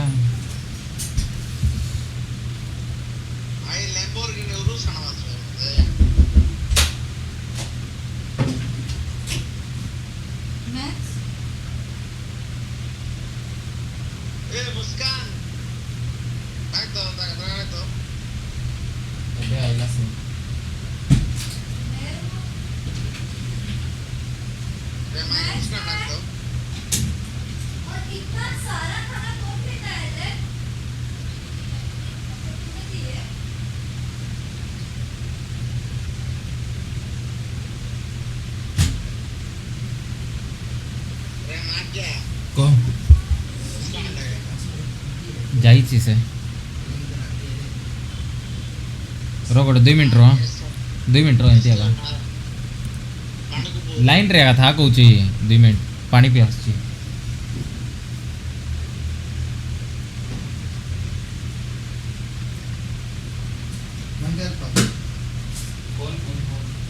बहुत अच्छा आ रहा है उधर से बहुत मच्छर आ रहा है अरे सेठ राम राम साई राम क्या कर रहा है बोल किधर हो दिन भर घर पे बाहर बहुत ठंडी है क्या अभी तो कम होगी ना फिर किधर किधर घूमते कैसा क्या क्या अपना क्या बोलते हैं उसको वैलेंटाइन डे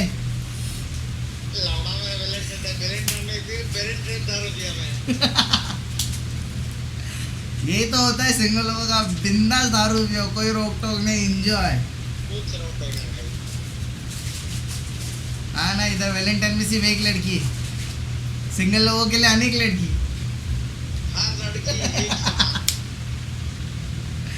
मजा ही आता है ना क्या तू क्या है वैलेंटाइन में नहीं हम लोग मैं नहीं मनाया क्यों भाई मैं ज़्यादा माना था नहीं ब्रेकअप हो गया क्या नहीं ऐसा नहीं साथ में ही अभी तो घूम रहा था उसके साथ बनाता नहीं ज़्यादा ना भाई उसको इंटरेस्ट है मेरे को ज़्यादा इंटरेस्ट नहीं है एक गुलाब देना चाहिए था ऐसे बोलना चाहिए अरे बाप रे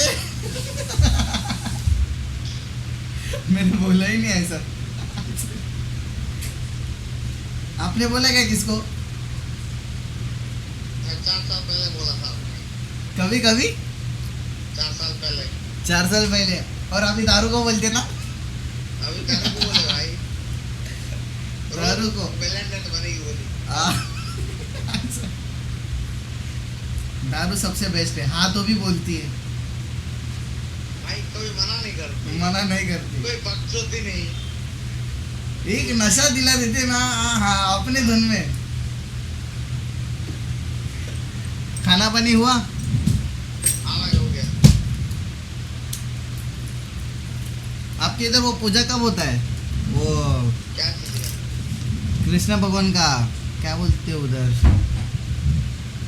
वो रैली निकलते हैं ना बड़ी गाड़ी वाली वो आपके इधर ही होती है ना उड़ीसा में वो रामनवमी होती है भाई हाँ हाँ वही वही रामनवमी अभी थोड़ा है बाद में मार्च में अगला महीना मार्च ही है हाँ याद नहीं है मेरे को एक मिनट बाथरूम में गया रुक जा भाई हाँ तो रुकना अभी अरे वो वाले वॉशरूम में गया है जा जा जा जल्दी जा इधर रुक जा